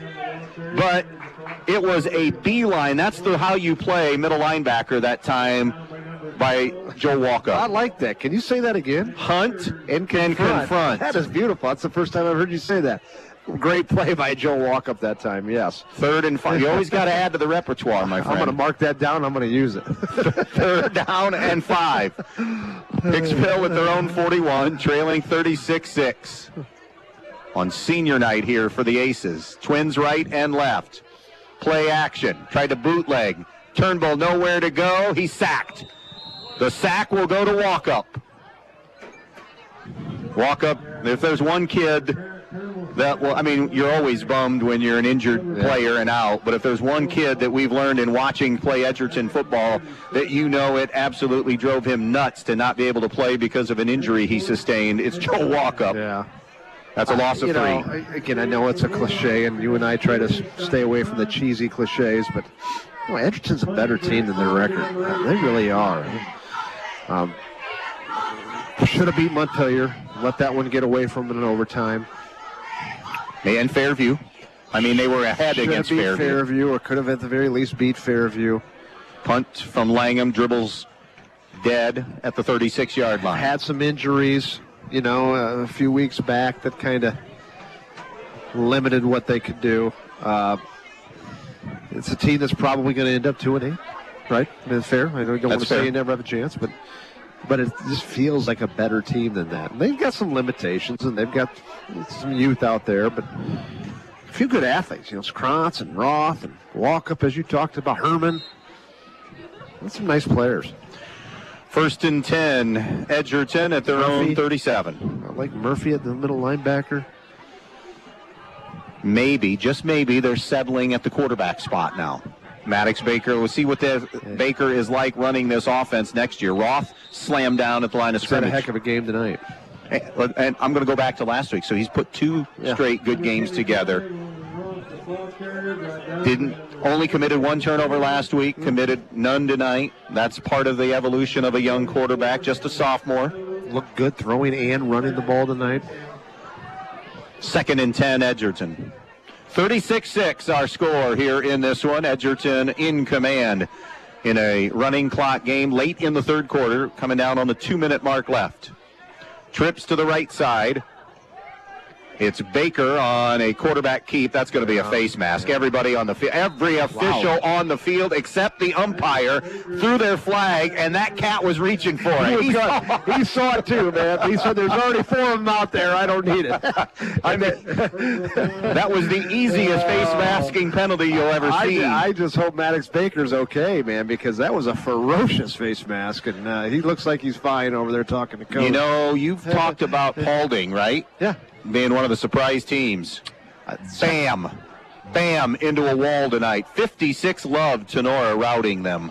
Well, still has been a great story this year. 5-3 still, and still in a position where they can get in. Second best story, forgive me, behind Defiance, I think. They finish with Trace and Antwerp. So a split maybe gets them in. Doubtful. Screen to the far side, incomplete, off the hands. Should have been caught by Weaver. Yeah, should have been. That was a good ball. No, that's been a great story because not many teams have struggled as much as Paulding has in Northwest Ohio. And to have a successful year this year, and that's what it's been, regardless of what they do the last 2 weeks. Good to see. And Defiance, I think, is another great story, how they've turned it around. And 45 seconds left in the third quarter. 36-6. Edgerton on the 48 of Hicksville. Baker, quarterback draw, will lose a yard. He's tackled on the play by Camden Walder. This was a 21-6 game at halftime. And Edgerton quickly scoring twice in this third quarter. Edgerton going to leave here 2-6, 1-4 in the GMC. Hicksville will drop to 1-7 and 0-5 in the conference. It'll be a 3rd and 11 when we start the fourth quarter. Edgerton content to let this thing come down. By the way, how about Bath making a run? Defiance's lead now down to 28-21 with 5:42 left in that one. Fourth quarter coming back here at Hicksville, 36-6 Edgerton on B-Rock Sports. Are you looking for a mechanic that really knows how to repair both foreign and domestic vehicles? Let me recommend Dave Brown at Jason Dietz Customs and Collisions. Dave has spent the last 25 years diagnosing and repairing all makes and models of vehicles in Northwest Ohio. And he's now teamed up with Jason Dietz on State Route 6 just east of Edgerton. So if you're looking for a mechanic that can fix the problem that your last mechanic couldn't, think of Dave Brown at Jason Dietz Customs and Collisions. Edgerton Forge, located on US 6 just outside of Edgerton, are proud supporters of Edgerton Bulldog athletes. Looking for a new career? Apply online at edgertonforge.com/careers or stop in and see them for an application and tour the facility at 257 East Morrison Street in Edgerton, Monday through Friday from 7 a.m. to 1:30 p.m. Join them as they forge into the future. Good luck and play tough tonight. Go Bulldogs! Well, the perfect season for Antwerp is in jeopardy, and a very lengthy regular season and conference winning streak is hanging in the balance tonight as they now trail Ayersville by 2 scores, 30-16 in the fourth quarter. Well, if there's anybody that can make up that ground in the GMC, it's Antwerp, who's got a very high-powered offense with Keaton Aldemus, excuse me. It's Carson. Aldemus, that was his brother. Wayne Trace, by the way, did rally. They beat Fairview 19-16. 3rd and 11. Baker to throw. Slings it over the middle behind his target. Had Krantz on the crossing route, but threw it behind him. Phillips had coverage, and it'll be 4th down. And Edgerton will punt. And Baker, I think, is a little woozy. Yeah, well, not woozy. Got the wind knocked out of him a little bit there. Yeah, for good reason. He took a shot. When you go, is that a final? Oh, no. Antwerp has now made it 30-22, and then you just said it, if anybody can rally. Lee Stiett, running back, who's a home run threat. Aldemus, best quarterback in the GMC. Herman to punt at the 11-minute mark left in this one. This will be Dix on the return. Dix looking to go side to side. Boy, he had some speed, and he lowered the shoulder on Baker. He sure did. And ran over him. Baker gets credit for the tackle, but he paid the price on that. Braden Dix, nice little player, too. Finishes off that run. He's got an INT tonight.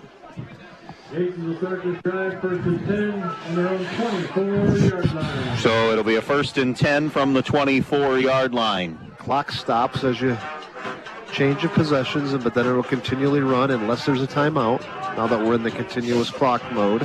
36-6 Edgerton on the Andres O'Neill and Lowe scoreboard here in the fourth quarter. 10:45 left in this running clock game. Back to throw. In route is almost intercepted off a deflection. It was intended for Owen Stuckey, and off the tip, Kellen Sanchez almost had the INT. Defiance on that first play after the Bath touchdown, fumbled. That is their 3rd second-half turnover, my good friend. Bath is taking over at the Defiance 37-yard line, down a touchdown in that one. Here, 2nd and 10, Hicksville at their own 24. Don't forget, when we're done, the Midwest Community Federal Credit Union scoreboard show is on the way. 2 receivers both ways. Looking to air it out up the sideline, an adjustment, and then drop. Good adjustment on that far sideline on an underthrown ball by a Dix? No, Austin Sanders, beg your pardon. Yeah. But he just couldn't hang on to it. Came back, readjusted, had good ball skills, readjusting while the ball's in the air, and just dropped it. 3rd down and 10 from the 24-yard line. 36-6. Want to thank the coaches for their time in getting us ready for this one. Brody Flegel of Edgerton, Justin Davis for Hicksville. Out of the gun, Turnbull has 2 receivers both ways. Wants to throw. Edgerton on a blitz, all-out blitz. It's caught shy of the 30-yard line. Good stick that time defensively by Sanchez again as he brought Green down. 34, beg your pardon, cross Zedike. Not 4-4, 3-4. Zedike is short, and it will be Hicksville to punt again. On a 4th and 6. It appears they'll punt anyways. Krantz near midfield. 8:50 to go in this one. You get one of these moving clock games, they go in a hurry. Yeah, sure do. One of the best rules the OHSAA instituted. I think so. Here's the punt. It's a liner that will hit at midfield. Peeling back, almost scooping it up was Krantz, and then wisely said, not wisely, you want to field that, but once he realized, I'm not sure if I can get this, I don't want to turn it over, he let it go. So Edgerton football back at their 34-yard line. Let's see if Maddox Baker's night is done at quarterback. I mean, he's taken a couple shots, and he's over there talking to Brody. Yeah, I think he's going to come back in, and both these teams, I think, have got the numbers for a JV game. So with the continuing clock, you want to get your players as many reps as you can, knowing there's a JV game. That also factors into it. You and I are both football guys. Yeah. You coached the game for, almost a decade, probably more than a decade and a half. As an assistant, you throw in assistant years and everything. I got a question I want to ask you here in a minute. Trips to the right. Roth is the only running back, or is it Murphy? It's Murphy who gets the call. Murphy straight ahead, 40, 45, bounces to the outside midfield, 45, 40, 35, and taken down near the 30-yard line. He is going to have 35 on the run, and it'll be a 1st down. So you get to be commissioner of high school football, and more specific, high school football in the state of Ohio for a day. And you get to institute one rule, a second rule, whatever it might be. What would you institute as a change or a tweak to a rule in high school football? Boy. Think about that. I'll give you a little time. You got to give me some time on that one. We got 7.5 minutes, but it's a moving clock, remember. Okay. 1st and 10 at the 32-yard line of Edgerton after that run by Murphy. 2 receivers both ways. Baker will bring a man in motion. That's Sinclair. The give is on the interior. Murphy is catapulted down at the 29-yard line, tripped up by Avalos. It'll be 2nd down. Next snap under 7 minutes to go. Napoleon and Clay are heading to overtime, tied at 21. Napoleon, streaky team. They lost their first 4, now have won 3 in a row, and are in the postseason right now in Division 4, Region 14, if the playoffs started today. 2nd and 7 at the 29-yard line of Hicksville. All Edgerton up 36-6 on the Andres O'Neill and Lowe scoreboard. 3 receivers left. Baker gives on the interior to Roth. Forward progress should be a gain of a couple. Jaden Castillo among those in there, in on the tackle.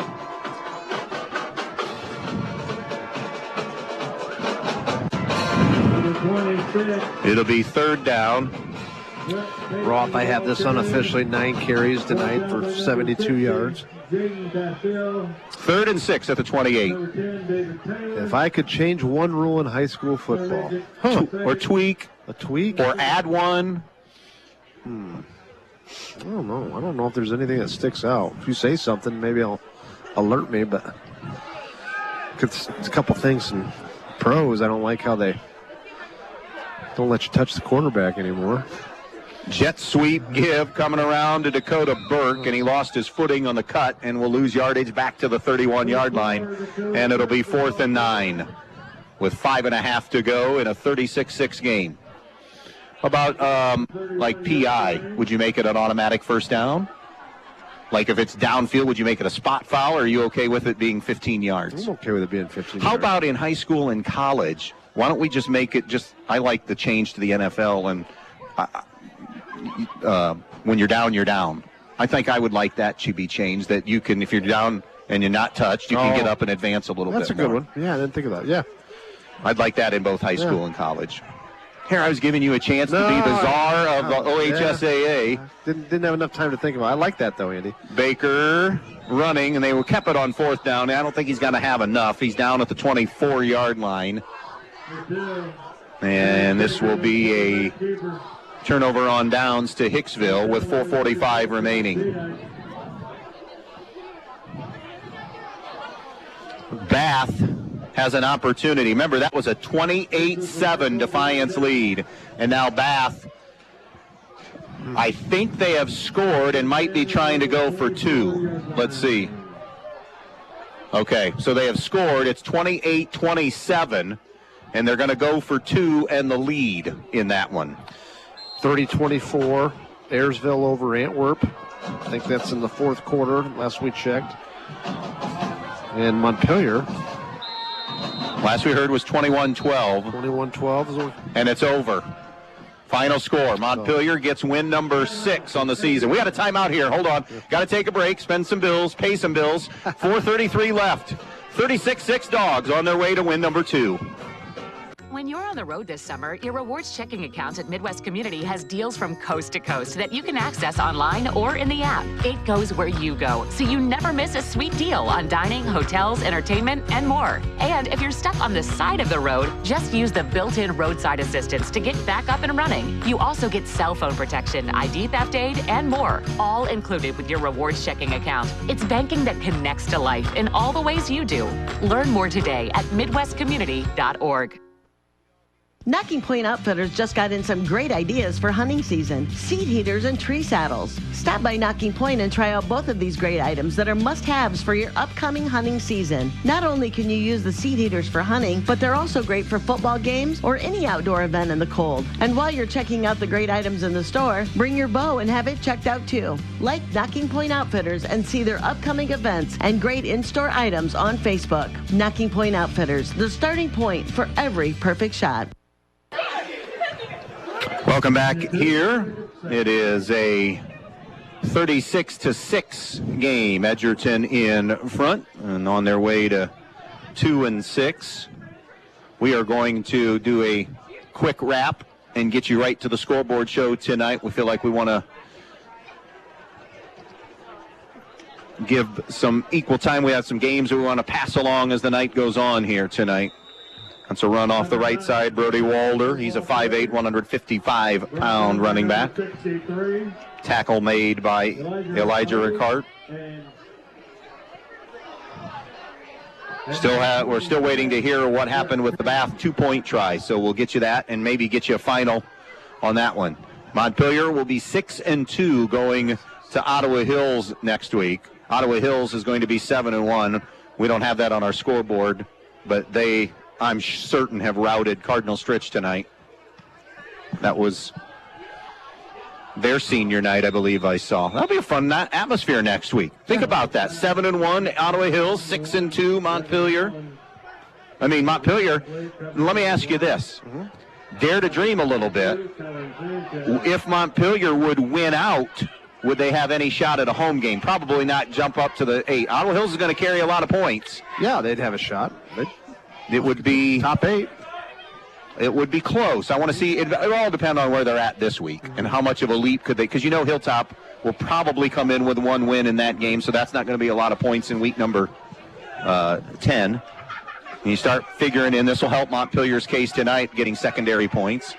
Eden, haven't heard anything on that Eden Hilltop game. I have to believe Eden won that game comfortably. Ottawa Hills, oh my goodness. They beat Stritch 70-7 tonight. Probably didn't even try to put 7. No, not at all. Eden won 62-0. Yeah. That was game as expected. So thanks for all the score updates there. If you're wondering, although it's not too late, we thought it might be a little bit later, why we would be a little later on the air. We had a car bring down power lines. We played the first quarter in, let's say, semi-darkness and darkness. We stopped at a minute 34 left. There were no lights at all. Got too dark to play. Teams went to the locker rooms. AEP was on the scene after about a 40 to 45 minute delay, and they had told us you are probably going to get lights back between 7:30, 7:45. It was pretty close to that, give or take, maybe 7:50, 7:55. Shortened halftime as we have movement here with a minute 50 to go in a running clock game in this one. Shortened halftime and have played ever since, and then we became a running clock game in the third quarter. So all things kind of equaled out, but great job by everybody on the scene that kind of got everything up and running, and a terrific job by the schools coming together, talking with the officials, agreeing to play the first quarter for as long as they could without lights. As we see all kinds of twos in the game now. Parker Eldon gave on the inside to check that to Brett Payton. That's a loss on the play. Final minute of this one. So our final 2 weeks, again, for those of you wondering. Montpelier at Ottawa Hills, our broadcast game in week 9. That's 7-1 against 6-2. And then quite possibly the TAC title will be winner take all. We'll see. Maybe winner take all. If nothing else, it's going to have ramifications in week 10 when Ottawa Hills travels to Eden. It came down to week 10 last season. A game won by Ottawa Hills. 2 receivers right, 1 to the left, probably our final snap of the night, and on the handoff it'll be Sanchez who will get a yard. A dominant performance tonight from Edgerton. Roth a 30-yard TD run. Baker to Weaver, 5 yards on the pass. Corey Herman with a pick 6. Baker a 29-yard run. Baker to Herman, 49 yards on the pass. The only Hicksville touchdown, Turnbull to Langham on a 1-yard TD pass tonight. That's going to do it for us. Did it go fine? 30-24, Ayersville beats. That's a final. Ayersville, as we go to the scoreboard show, Ayersville has upset Antwerp tonight, 30-24. Ben, the rest of the night is yours because we are done here. Edgerton wins game number 2 to go to 2-6, 1-4 in the GMC. Hicksville falls to 1-7, 0-5 in the conference. Again, our final tonight, Edgerton 36, Hicksville 6. After this quick break, it's the Midwest Community Federal Credit Union Scoreboard Show on B-Rock Sports. Good night, everybody.